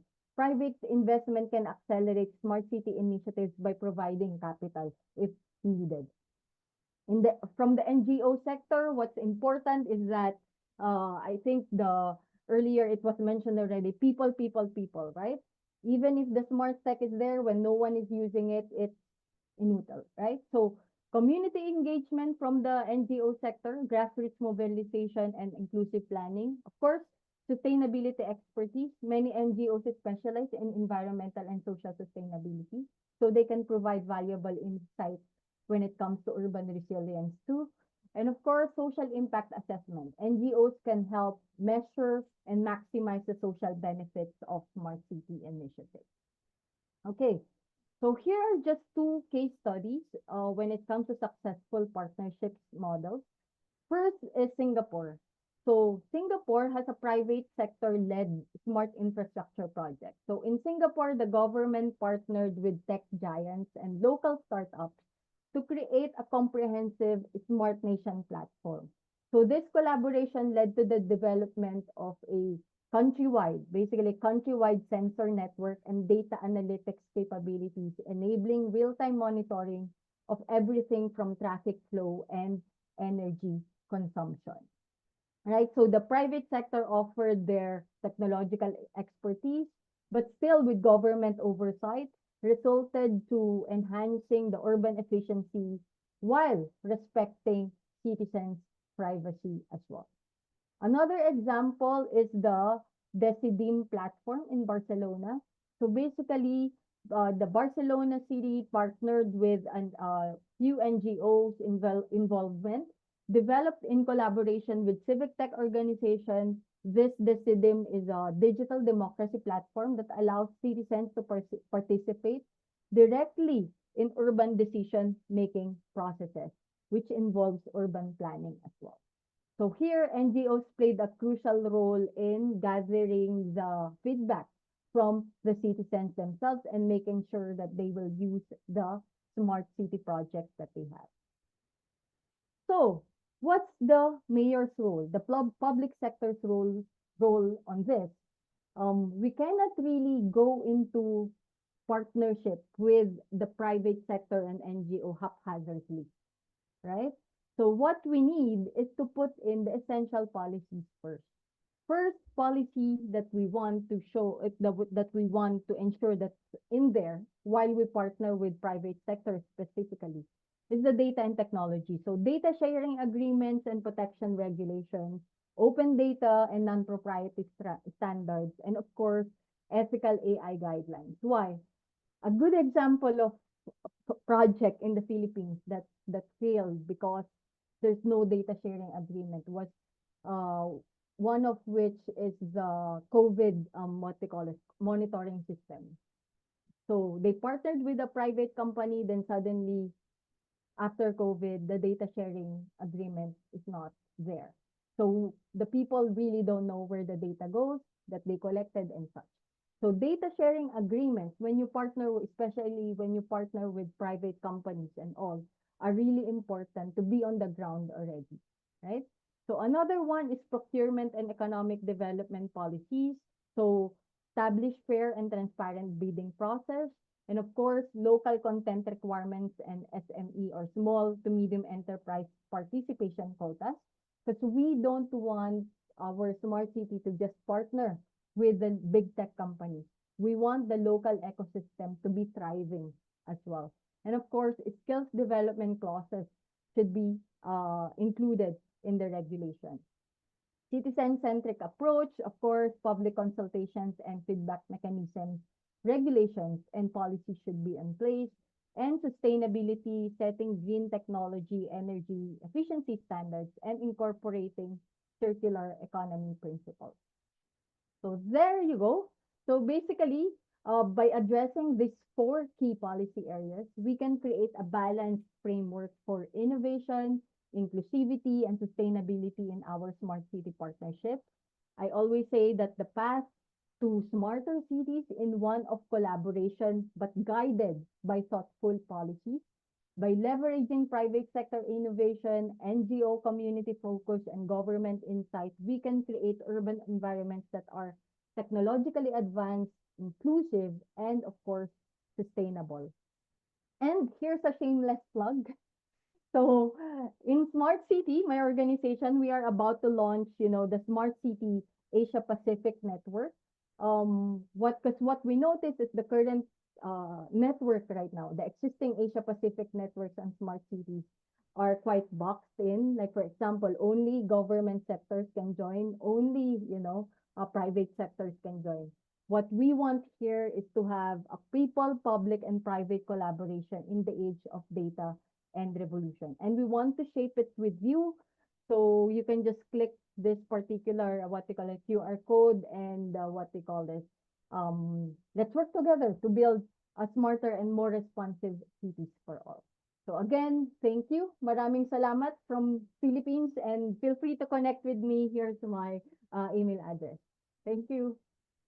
Thank you very much, actually, Professor Chris Vano, and for sharing very interesting points, actually, from around the world, I can say, the different platforms and examples, and including Philippines. I really appreciate your time and also sharing very interesting things and very important aspects of the smart city, and especially regarding to the data security, which is, it seems you are expert in it, and most of the time it's quite overlooked, in the smart programs initiatives. Thank you very much for your time and sharing your points there. I appreciate it. So before going to next speaker, we want to just quickly return to the Mayor Alan Roldan, and they couldn't he couldn't share his presentation because of technical issues. So we just revisit again his city and his program. Floor is yours, Mayor. Thank you for allowing me to present my homework, dear professors and notable mayors. First question is, what are the utilized smart technologies in our municipality to achieve our town initiative? Province of Oriental Mindoro, Philippines, our initiative is to develop sustainable and inclusive tourism by building environmentally friendly infrastructure and creating opportunities for the local communities. The municipality of Baco, however, has yet to integrate smart technologies into its tourism infrastructure, relying instead of traditional methods to manage and promote its tourism activities. This approach limits the potential for real-time data collection, efficient visitor management, and enhanced experiences that could otherwise be achieved with modern technological tools. Despite not utilizing advanced smart technologies in our tourism infrastructure, the municipality of Baco actively engages with visitors and promotes local attractions through social media platforms.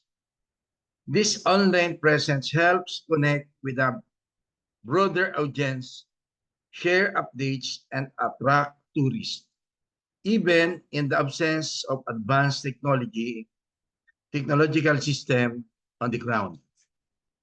And now let's proceed to second question. Next. Ayan, ito na. What are the future smart technologies, projects, plans, and policies in our municipality? At the heart of this vision is the Baco Tourism Mobile App, a comprehensive digital platform designed to be ultimate guide for visitors. This app will provide detailed information on local attractions, accommodation, dining options, and cultural events. Using GPS technology, tourists will enjoy guided tours that bring Baco's rich history and natural beauty to life. Additionally, smart information kiosks placed at key location will offer real-time updates and multilingual support, ensuring that every visitor has the tools they need to explore the town with ease. Supporting this ambitious plan, Baco will implement policies that promote digital integration and environmental stewardship. A digital marketing initiative will elevate Baco's presence on social media and travel platforms, while a tourism data sharing agreement will facilitate the collection and analysis of visitor data, guiding future investments in infrastructure and services. The establishment of a cultural preservation fund will ensure that funds are allocated the digitalization and protection of Baco's cultural artifacts and tradition. While partnership with local educational institutions will engage students in creating content that showcases the town's unique heritage. At the last question, what are the limitations? Next slide, please. As the municipality of Baco looks to the future with plans to use smart technologies to boost tourism, it's important to remember that these exciting ideas come with some challenges. While our town hopes to introduce them, like a tourism app, smart visitor management, and digital platforms, there are a few obstacles that need careful consideration.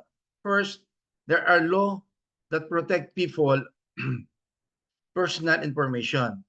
For example, if our local tourism creates a tourism app that collects data about visitors, the town must ensure this information is kept safe and private, following the Philippines Data Privacy Act.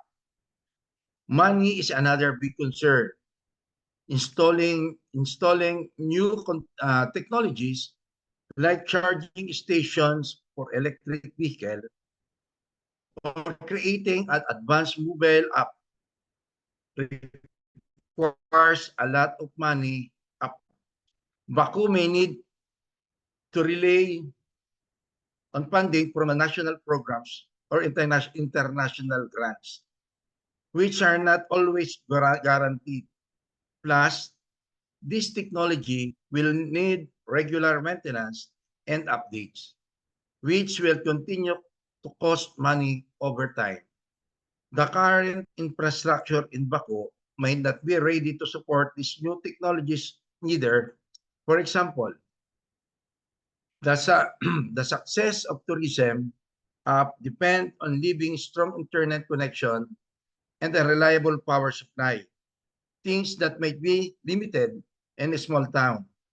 Integrating new system with old ones can also be tricky, potentially leading to problem if the system don't work well together. Not everyone in Baco or its visitor may be comfortable with or have access to the new technologies. This digital divide could leave some people out. So the town will need to engage with the community, providing education and support to ensure everyone can benefit from this advancement. Finally, the local government unit of Baco must think about the long-term sustainability of these projects. In overcoming that is moved towards a smart future is inclusive, safe, and sustainable. By doing so, our town can successfully use smart technology to improve tourism and enhance the quality of life for both residents and the visitor. Thank you, everyone. Thank you very much. Have a nice day. Mabuhay. Thank you very much, Mayor, for sharing a very interesting project and also the aspects of the development you have in your city. I appreciate that. The next speaker we consider here is an economic officer working for ESCAP, is Matthew Perkins. Matthew, can you share your screen with us, please? I can, sure. Happy to go forward with that. Fantastic. As well, I'd like to just check in. How much time, Wilson, would you like me to take? I think I should try to compress my remarks somewhat. It's like a 15 minutes, 15 to, yeah. Fine with me, just mindful of the time. Okay, Fantastic. great. Thank you. Let's get that going.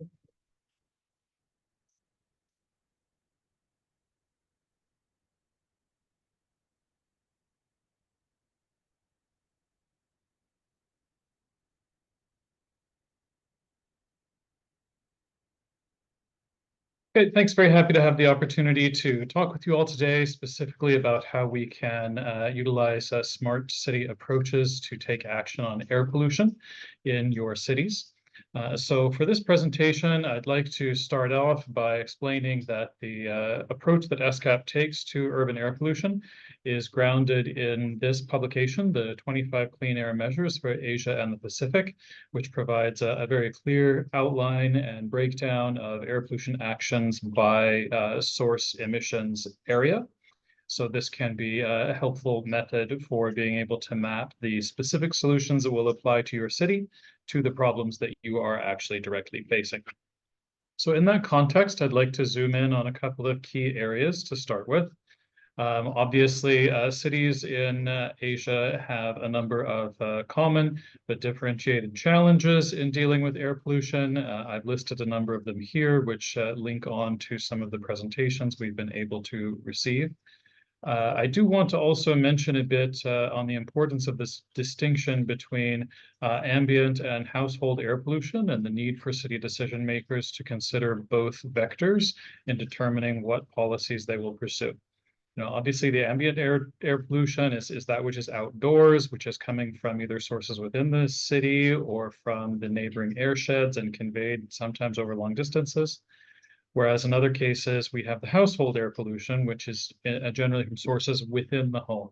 And it was good to hear the comments earlier today about the consideration of induction cooking technologies for reducing household air pollution. This is a really key intervention, and certainly from my side also definitely counts as a smart intervention as well. So we really want to encourage that.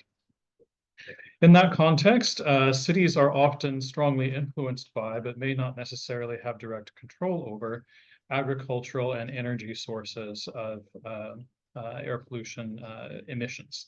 So as we look at the rest of this presentation, we will segment those interventions which city decision makers can implement within their delegated authorities, and those which require vertical integration and coordination with ministries and provincial and national level stakeholders.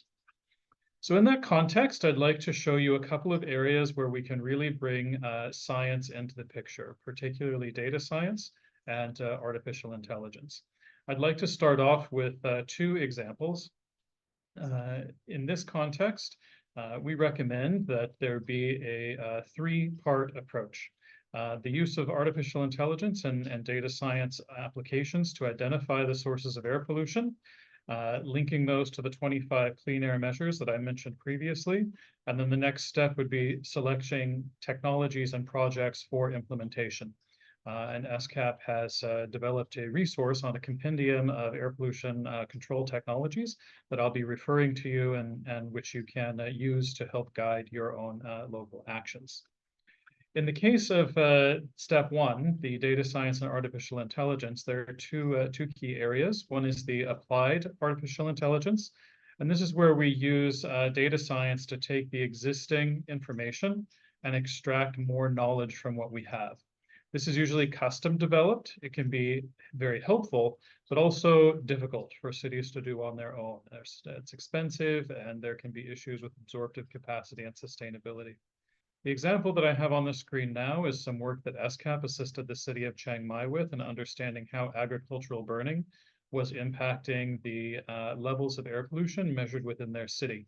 And this helped us understand how much the air pollution would be impacted by the reduction of agricultural burning at various distances from the city.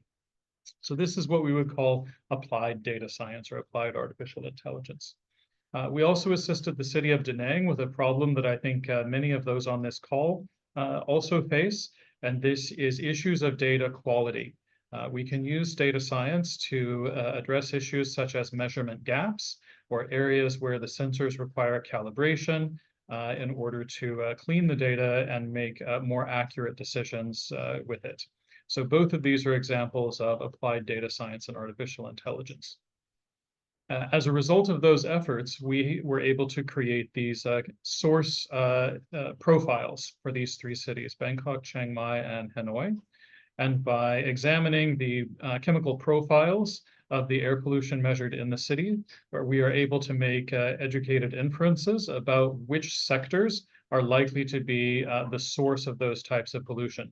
This can be very beneficial for city officials who need strong science and data to go to provincial or ministerial stakeholders and highlight the issues that they're facing locally that are influenced by the surrounding airshed and not by the city itself.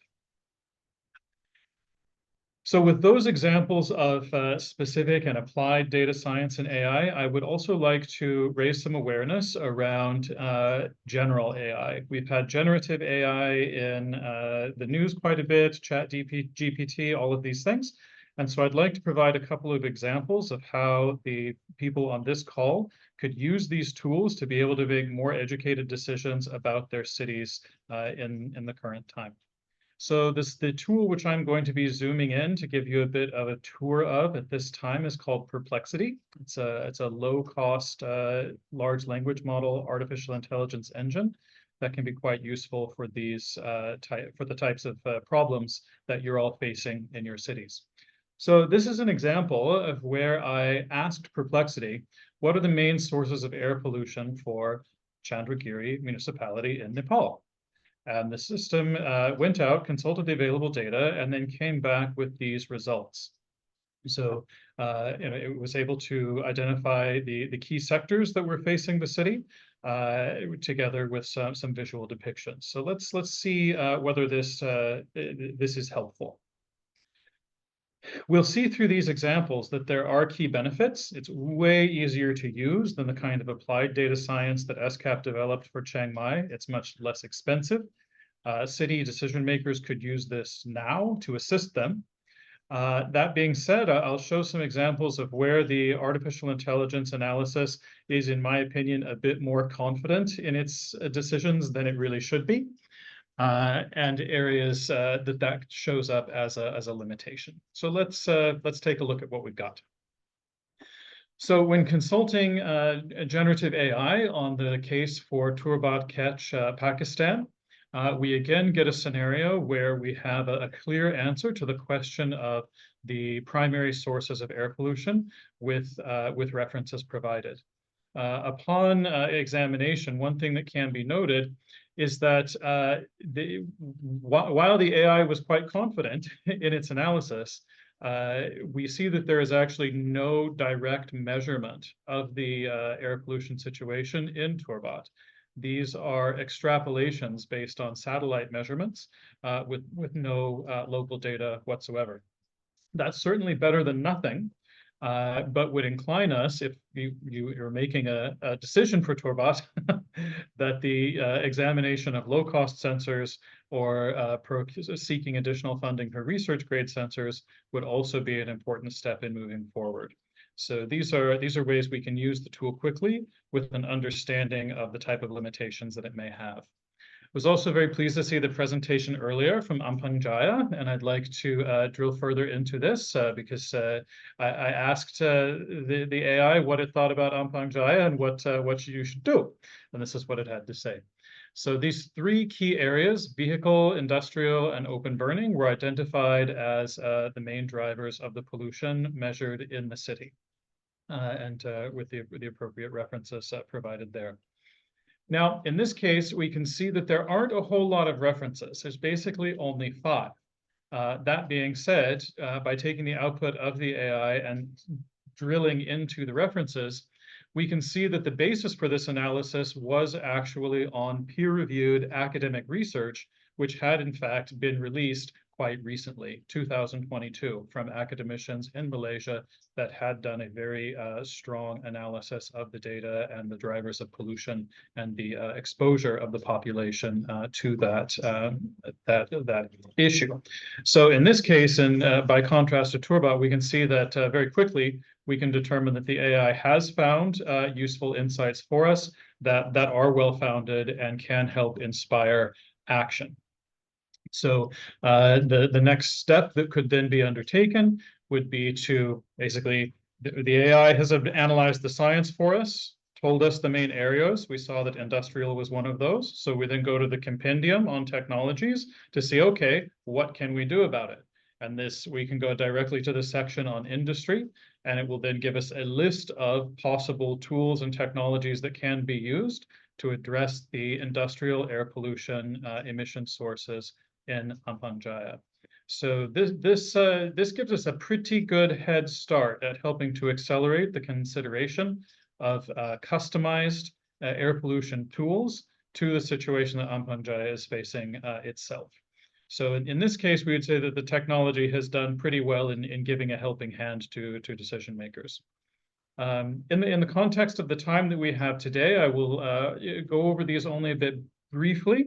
I went through this exercise for each one of the regions of the participants who are on this call today, and I'm happy to circulate these slides afterwards for closer consideration of what the current level of artificial intelligence understanding is of the air pollution challenges that each one of your airsheds are facing. So with BACO, we see that it acknowledges that while there are not industrial sources within BACO itself, we do have the practices of open burning and vehicular emissions that should be considered.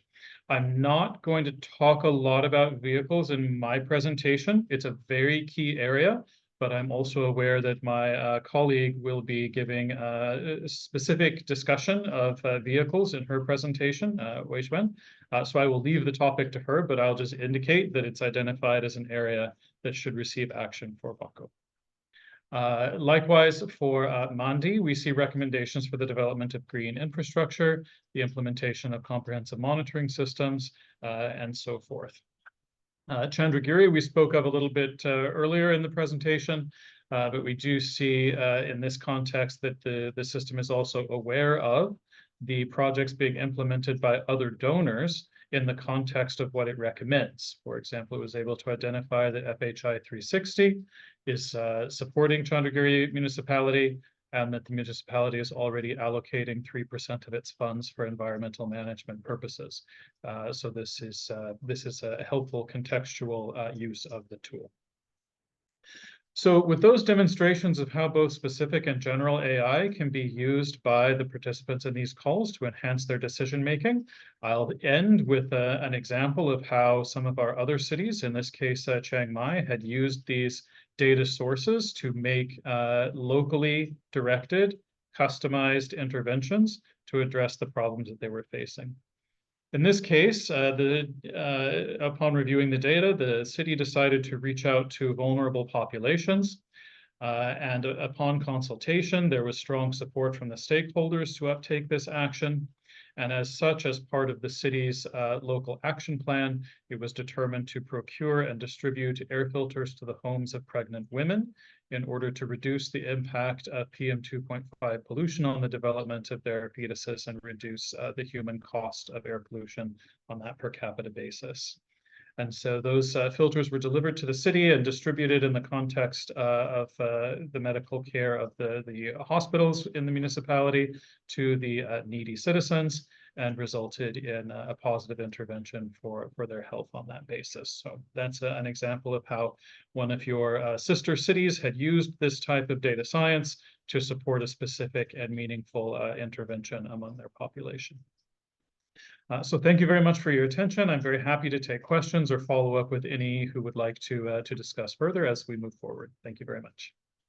Well, thank you very much, Matthew, for sharing the projects and especially usage of the new emerging technologies like AI. And we can see that actually getting more usages in planning and policy making. And you show us a very interesting one. I never think about this kind of technology in that way. So thanks for sharing that examples. I really appreciate that. So the other actually speaker is again from ESCAP, and Dr. Wei Xuan Nji. She's an officer from ESCAP and the special transportation sector. So she will share some of the outcome of her research with us and the project she's doing today. Dr. Wei, are you? Thank you, Mohsen, and hello everyone. So I'm just going to share my slides real quick.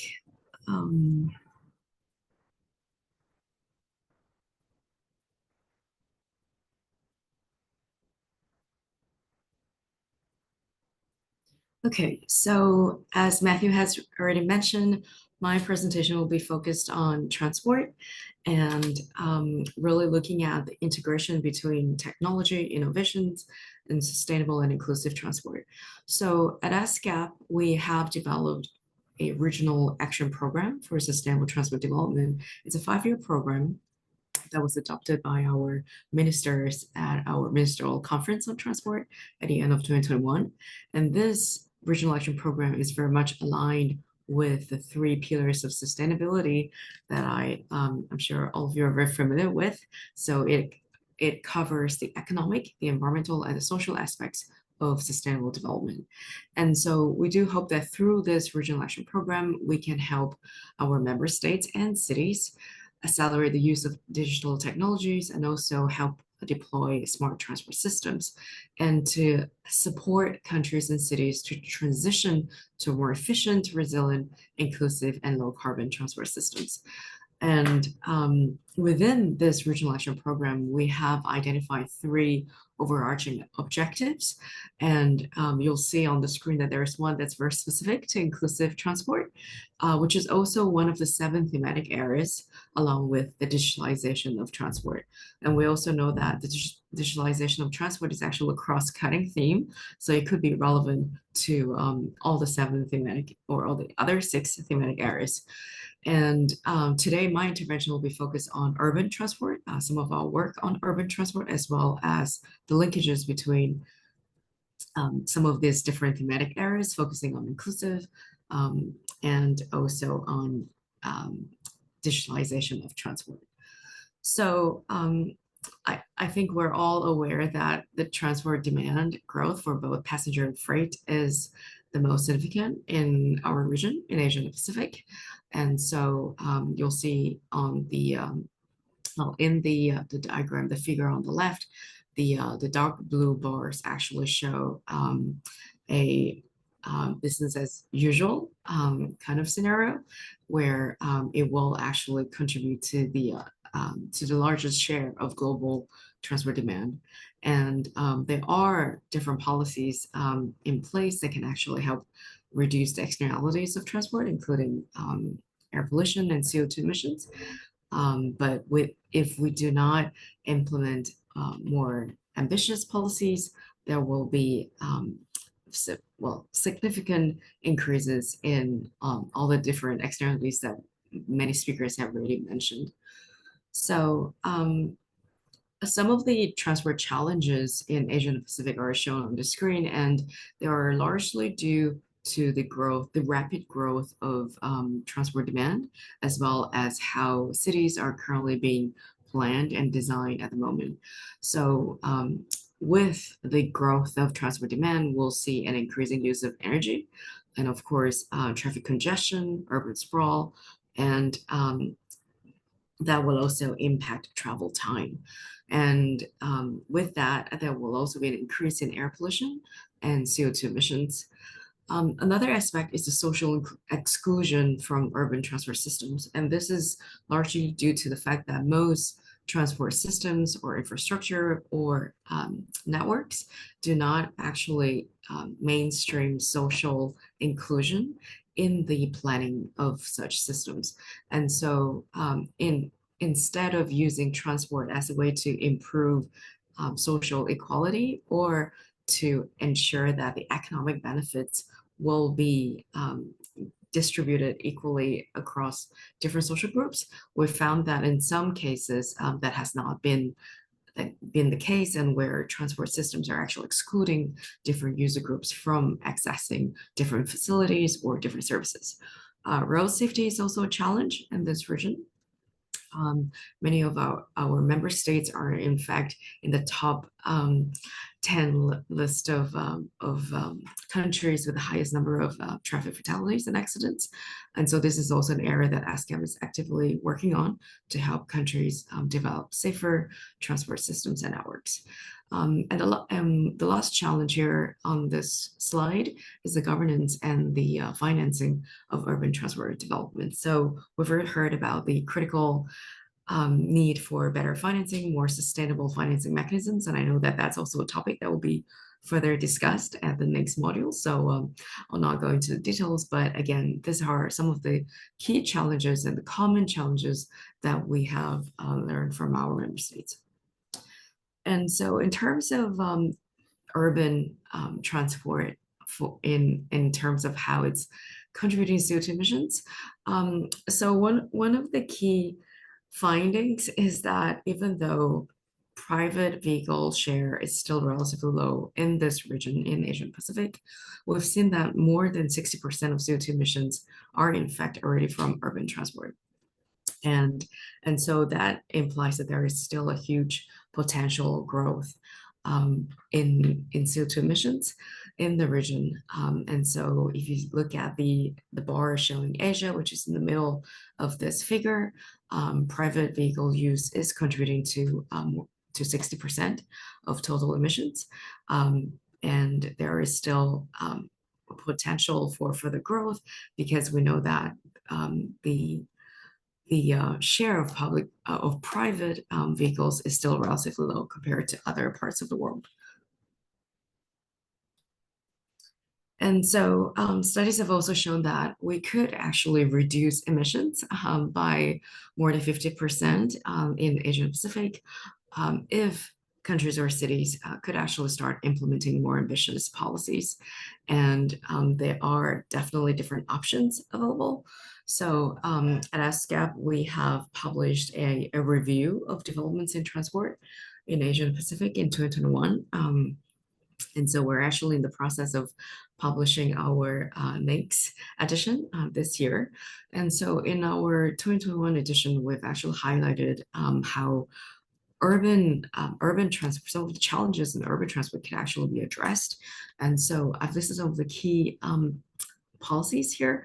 And I think I've also provided a link here on the slide, so I'm not going to go into the details, but if you're interested in learning more, please do feel free to download the report. And so some of the key highlights include making urban transport more environmentally sustainable. So of course, we are aware that there are different aspects of sustainability. And so we do need to mainstream sustainable development into all transport planning and design. There's also a greater need to enhance social inclusiveness and safety, which I'll go into in the next few slides. And at the same time, we should also integrate resilience measures into urban and transport planning. So it's not just about sustainability, but also about the resilience of different cities and different transport networks. The potential of new technologies will need to be better enhanced and harnessed. So we've heard many cities present some of the new technologies that are currently in place. And so I think that's a great progress in the region, that we need to acknowledge how different technologies can actually help us improve some of the sustainability and inclusiveness of our transport networks as well. And at ESCAP, we're also committed to continue to build capacities of both local and national governments, and at the same time, really increase the awareness of transport systems operators. The operators on the ground will need to be aware of some of the key challenges and some of the solutions that can actually be in place. And so there will need to be better training to further enhance the sustainability and inclusiveness of local transport systems. Of course, to better identify financing mechanisms that can support sustainable transport development, and also to strengthen the monitoring and the research capacity of different cities. And so that's just a very brief overview of some of the key highlights from our report. And I would also like to just spend some time really focusing on inclusive transport, because that is a fundamental part of sustainable development. But that's also an area where many cities are still lacking in terms of the design and also in terms of the capacity or the financial requirements that could actually help cities build more inclusive systems. And so transport that can actually play a very significant role in economic and social integration. And as I've mentioned, transport provides accessibility to different services and different facilities that are fundamental to economic development. So that includes education, jobs and healthcare, as well as other kind of services. And it is also a very integral part of sustainable transport development, without which we will not be able to achieve sustainable transport development. And right now, we have observed that in most cities in the region, the access to different resources and opportunities are not equal for all users. And so this will include persons with disabilities, lower income households, women, and also older persons. So how do we make sure that we can provide more inclusive services? And so there are different measures that are already in place. So we have done some preliminary analysis where we found that actually there are many cities that have already implemented social impact assessments for different transport projects, and also trying to understand the linkages between inclusive, sustainable transport development and innovation. There are also cities that have already set specific goals and targets on inclusive transport and accessibility. So the most commonly found examples are changes in transport facilities, providing safer walkways or sidewalks, and the inclusion of bike lanes, and also developing systems that are people-oriented. And I think we've already heard some of the very good examples from our participants as well. And there are also cities that have introduced women-only public transport services, as well as other changes in infrastructure or design. So some of them could be very simple, such as the proper installation of proper lighting and surveillance cameras and so forth. And so because this module is really focused on innovation, I also want to just touch upon some of the work that we've been doing in this area. And so the definition of smart transport systems is basically a combination of information and communications technology with transport. And this is actually a sector, the transport sector has actually seen a lot of emerging technologies and services over the past few years. And so this includes smart mobility, which can actually support the development of more user-oriented and customized services that have not been available in the past. And so some of the emerging transport services and technology could actually help cities develop in a different way, and to also have the potential to improve, once again, the sustainability and the social inclusion of transport. And so some of the examples that we've seen in transport are, or some of the benefits of smart transport systems include the utilization of existing transport infrastructure. How do you actually link different transport systems within the same network? And how do we link different modes within the same system? So these are all areas where technology can play a larger role. We've also seen transport technologies increase the accessibility and connectivity of different users, and also to enhance transport efficiency by reducing travel time and reducing travel costs. And one of the areas that we are seeing cities implement is to also use different innovations and technologies to reduce the inequality of transport services. So I'm going to touch upon a few more examples right now. So one of the examples is the use of on-demand services. So in on-demand bus services that can actually include access or increase access for different user groups. to actually reserve some of the services in their desired areas.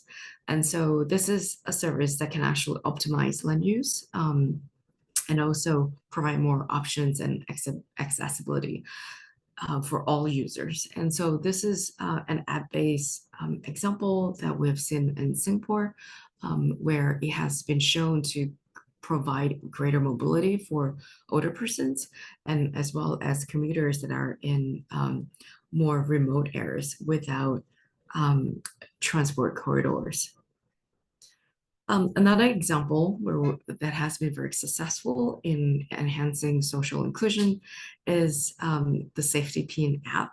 So this was first developed in Asia, in India, but it has now been developed worldwide. And so this is actually an app that has been, or several apps that have been used to increase the safetiness of women transport users, where there are different scores that can be available for different social groups, and also to help users, most specifically women users, to feel more safe and to make safer and more informed decisions about their mobility. And another example is the Uber wheelchair accessible vehicle that has been used to provide affordable rides for wheelchair accessible vehicles, and also Grab. Grab also has a very similar service that can actually provide services for wheelchair bound or other persons with disabilities to cater to their needs and to specifically improve their accessibility. So this is, again, another app that can actually provide information on some of the barriers, the physical barriers that usually hinders the accessibility of persons with disabilities. So this app can actually help improve, well, through the provision of more information to actually improve the experience of persons with disabilities as they travel to different destinations. So these are some of the technology-related examples, and I also want to highlight some of our ongoing work and recent work. So in the interest of time, we're not going into the details, but we have just recently concluded a project on the enhancement of social inclusion and innovations, looking at 4 different cities in Asia. So we have partnered with Azerbaijan, with Mongolia, with Nepal, and Lao PDR to really look at how we can help them improve their capacity and to help design, develop, and implement inclusive transport policies using different innovations. And so as part of this project, we've also developed a set of guidelines for the region, which will be published within the next month or 2. And so the guidelines will actually help support more cities beyond our targeted cities to develop more inclusive measures, and to also find tools that can access the current level of social inclusion in your cities. And the second project that I'd like to highlight is our regional roadmap to support regional cooperation for the deployment of smart transport systems. So this is a roadmap that was published last year. And so it's actually the first regional roadmap on smart transport that actually has different strategies and different policy processes included in this roadmap. So we really hope that this roadmap can help guide different cities use better better and different technologies to also harmonize existing policies and strategies. We also hope that through regional cooperation, we can continue to exchange information on this area and to help countries transfer some of the different technologies that are required in order to better improve the integration of technology or innovation in transport. So that is from me from this segment. I don't know if I should pause for a while before I move on to the next segment. So once then I'll I guess I'll give No, the floor back to thank you. Thank you very much indeed. Yeah, I think you can directly go to the next one and, for a couple of minutes, just introduce the new plan, you want to share with mayors. Yeah, floor is yours. Thank you.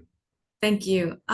So this is a very brief announcement, and just to share with everyone that ESCAP has been very much involved in the planning for COP29. And one of the key global initiatives that has been highlighted is the Baku Urban Partnership Process for Sustainable, Climate Resilient, and Healthy Cities. And this is in fact a very interactive process. And so I just want to highlight that if there are cities that are interested in getting involved, please do let us know. There are other ESCAP colleagues here on this call in this meeting who are also very much involved in this process. And we don't often have urban initiatives at COP, which many of you may know that this is usually a process led by national governments, usually the ministries of environment of different countries. But this year, I think we do have a very unique opportunity for cities to be involved, and there will be a declaration that will be developed and signed on this topic, as well as a high-level event that will be organized on the 20th of November, which is the second week of COP29. This day has been dedicated to urbanization, to transport, and to tourism. And so this is really just an announcement and a call for action and also for interest. So if there are any cities that are interested in being involved, please do let us know. There are multiple ways to be involved, and also there are different topics that have been identified by the COP29 presidency. And so you can see on the screen there are six different topic areas, and ESCAP is involved in many of them. So once again, this is really just for everyone's information. And also, if you're interested in learning more about the declaration or even to sign the declaration, please do let us know. Thank you. Fantastic. Thank you very much, Dr. Wishwe. For presentation, very informative presentation, and also for the call and sharing the call for the event. Yeah, I think somehow it's a new opportunity, for the cities actually to engage in that kind of the level of the events, and I think it's quite important, especially with considering that moving to the urbanization and the role of the local governments actually in achieving SDGs. So yeah, it sounds fantastic. Thank you very much for sharing your presentations.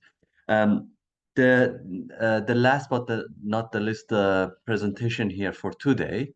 We have a honorable mayor, actually from previous class. I think he kindly joined the other sessions as well. But as I remember, he had a fantastic presentation about smart technology and using the smart technology in his city a couple of years back. And so we invited him actually to do the presentation about his projects. Dr. Knapp, Dr. Knapp Chart, honorable mayor of the Nakhon-Si Tamarat.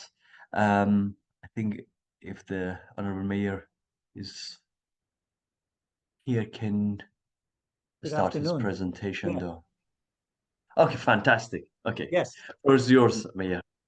Thanks for accepting the invitation, and appreciate your time though. Thank you. Okay. Good afternoon, the Mayor Academy class, and thank you for having me. Today I will share with you a story of our city, that how we use a simple and low-cost smart technology to put people together, working together to fight a big problem of our city, which is flooding. Next, please. This is the outline of my presentation to give you a basic information of our city and the problems, the solutions, then the results, and what we learn from this journey. Next, please. Our city is in southern Thailand. It's a medium-sized city, 22 square kilometers, with a population of around 120,000.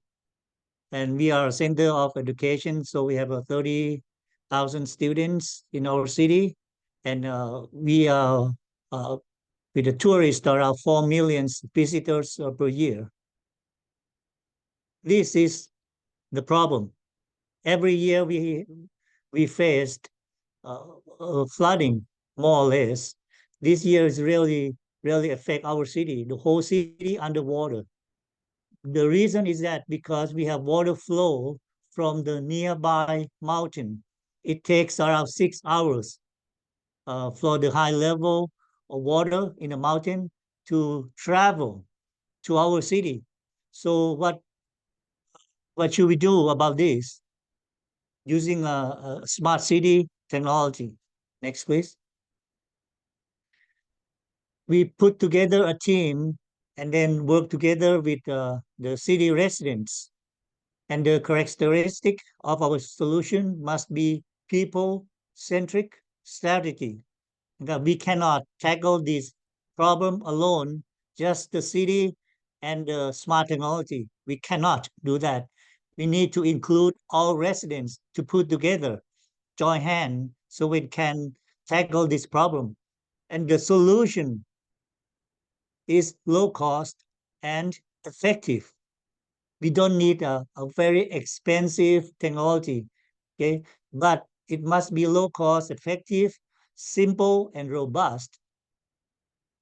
And the third characteristic is it is a digital transformation by the city residents. We are learning this new technology together. The city and the residents, we learn this technology together. So we transform our city together. Next, please. We come out with 4 solutions. The first one we call a city app. Is a mobile application that put people together, that they can inform the city 24 hours, and the city will go out and fix their problems within 48 hours. That's our commitment. This is the, go back one slide, please. Okay. And the second is that we have to clear water blockages. And where we have to go clear it, that's the problem, because we have limited resource. So we have to go right at the exact point to clear it. And the third one is a very successful, that we share real-time information for all our residents to have a early warning system in real time. So it's a very horizontal spreading of information, not vertical information. And the third one, that we install water pumping station system. Next, please. This is the app. This is the heart of our technology. It's a very simple, very low cost, that we have a platform, very easy to use, that for all the residents. And so far, we involve 78% of the population to this platform. So once people start using it and people trust it, and it's make it smarter and smarter. At the beginning, it's a very simple, it's kind of a dumb application. But once more people using it and using it, it's getting smarter and smarter. There are 2 key elements for this platform. The first one, we have 2,000 high school students as a volunteer to help residents. Then we train them. And the second one, we have a back room, city officers that work together 24 hours by this mobile phone.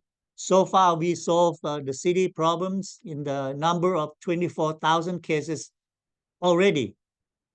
So the residents used to come to the city and file a petition, but by using this platform, they don't have to do that. Next, please. Okay, and by using this platform, they can identify where are the water blockages. Okay, we don't have to patrol the city aimlessly. Okay, because we have limited resource. The locals know best where we should tackle the problem, and we work together. Next, please. Okay, and by using this platform, all the residents, okay, everyone in the city can see a real-time CCTV, okay, that we install 150 points in the location in the city and up in the mountain. What you see is it's a real-time photo of the water level up in the mountain. If the water is green, it's okay. If it's yellow, you prepare. If it's red, then it's time to tackle the problem, especially the houses next to the river. Okay, once you have a real-time information, you don't need to broadcast. Okay, that saves us a lot of effort over the city and put people together. City executives, residents, disaster prevention units, school, hospital, working together with the real-time information. Next, please. Okay, and this is locations of our pumping system. You see, the location is flexible. Okay, it's not fixed. It's moving around the city in the location that's identified by the residents via the platform. Next, please. This is the result. That's the 2020 flooding everywhere in the city. Okay, after we implement this project, the last 3 years, 21, 22, 23, and this year, there is no flooding damage. Next. Okay, the impacts. For the city, we save around 0.5 million every year. And for the federal government, okay, for the flooding relief, we save around 7 million US dollars every year. So the last 3 years, we have been saving around 20 million US dollars by using this simple, low cost, robust technology that any city in the world can use it. Next, please. Lessons learned. Smart city is about people collaboration first, okay? And then when you put the people together and then you figure out what technology that you want to use that is suitable for your city. You don't bring a very high-end, complex technology put together and ask people to learn about it. That's wrong. The right way is that put two people together and then figure out what kind of technology that you want to use. What we use and very successful, we use a simple, all people can use, small kids, students, all people can use it, must be low cost and robust technology. And the third lessons that we have learned that if we share real-time information for residents via mobile phone, it will help a lot, and you can tackle a big problem, the city scale problem, by using mobile phone if you put people together and share real-time information. Thank you. Thank you very much, Mayor. That's absolutely fantastic. As a very good example about the low-cost technology and also putting people as a center of deploying the smart technologies to address a very actually problematic things like flooding. It's a very good example there. Thank you very much for sharing your project and your experience with us and also with the other honorable mayors. Thank you. I really appreciate that. The next stage is that actually I want to invite one of my colleagues, academic colleagues, Professor Jennifer Ampero from University of Philippines, to just summarize briefly for a couple of minutes about our session today. And after that, we'll have Professor Ann Tufen from University of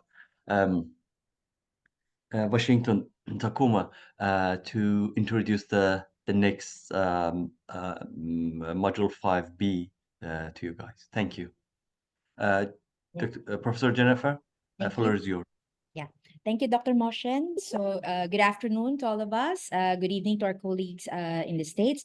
So just a quick briefer, no, or synthesis of our very enlightening and enriching talks, if I may say, this afternoon is we've heard the different voices, no, of our colleagues from the private sector, LGU, international development agencies, and academe talking about smart cities and initiative. We're very happy that the different mayors talked about the potentials and also the limits of smart city initiatives. Potentials include how we could use smart technologies in terms of having evidence-based planning and decision-making, and promoting inclusivity and hearing the feedback of our stakeholders. However, three key limits were also emphasized: capacity, connectivity, and capability. The different speakers also, like Matt Ensor, talked about this technology promoting equity, and that using smart technology should also be conversational, as well as the potentials of AI as well. Sean, for example, talked about decision-making and how it could promote engagement by promoting trust and accountability. Chris also highlighted another C, which is collaborativeness. When we talk about Smart Cities Initiative, it's very critical for that. And our colleagues from UN, Matthew and Wei Xuan, mentioned about specific LGU initiatives when it comes to air pollution monitoring, and also sustainable and smart transport initiative using smart technologies.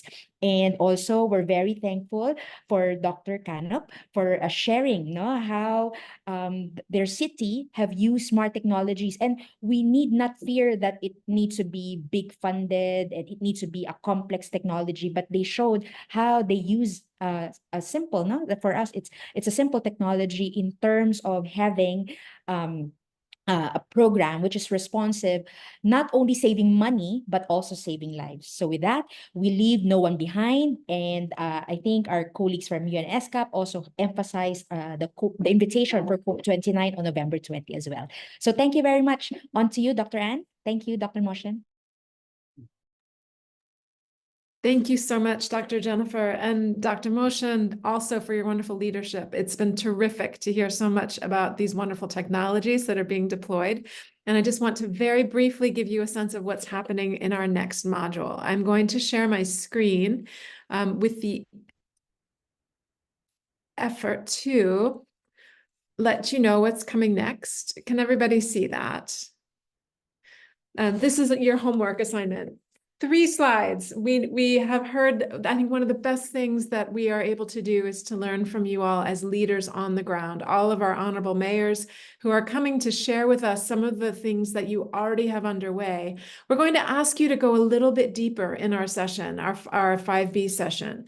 And so to use what are maybe a little bit different 3 E's, we're going to ask you to make 3 slides, the first of which will show we want you to give us the name of your city once again. Rather than all of the different smart technologies that you're using, we would like you to choose one, and in looking more deeply at that one technology, to describe for us the efficiency, how it makes the work even more efficient, the effectiveness, how it serves the outcomes and the purpose that you're trying to accomplish and that you are indeed accomplishing for your residents and in your leadership role as honorable mayors, and finally, the equity. So if I may, to give you a little bit of an example of what we mean by that, here's the effectiveness slide, and here's the equity slide, and here's the kind of overview. To please send or upload these slides by the 21st of August so that Dr. Jenny and myself and Dr. Edgar can review and integrate into the overview that Dr. Moshen has already provided for us, and to also give you a roadmap that we will be hearing from additional experts. We have Dr. Jenny Lee coming, who's an Indigenous leader and inclusive digitization expert from New Zealand. Thank you, Dr. Moshen, for organizing Dr. Jenny Lee to come and join us.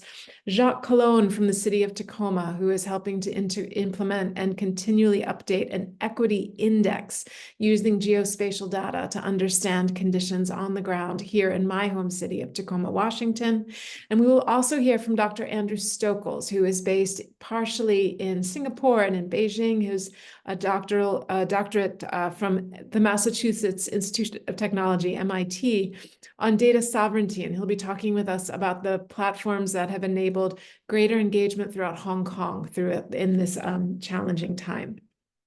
So just to give a little bit of a sense of why we're asking you to go into more depth with individual initiatives, I am so fortunate to have just returned home from some time in the Philippines and in Metro Manila with the great leadership of Dr. Jenny and Dr. Edgar, and Dr. Motion was there with me as well as Benjamin from APRU and others.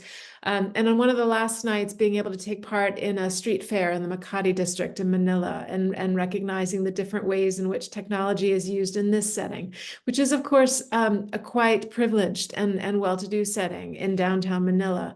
And so I was thinking, I'm a water resources person. So I was able to go to Wawa Dam in Metro Manila, which has a major infrastructure project now underway with the current President Marcos to bring more water capacity online for the entire region, and looking at the ingenuity and the wonderful ways in which people have turned this into a recreational resource. And the technology that we heard about from the Honorable Mayor Roldan about ecotourism and the Baco Tourism app, or Honorable Mayor Chandragiri about water management and water sensors. These are just a couple of the examples that we're inviting you to please choose one and go just a little bit deeper to help us to understand and share with one another how you might analyze and share these initiatives with one another, and indeed to make difficult decisions about where to invest limited resources as we're striving to learn from one another's leadership.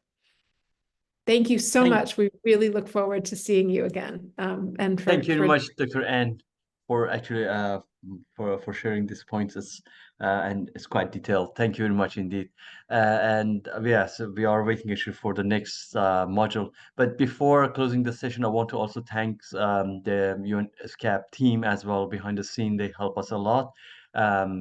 Fabia, Sam, and Sanji and the other ones, they help us to actually to organize this event. So I want to thank you all, and also my academic colleagues actually for all the help and support.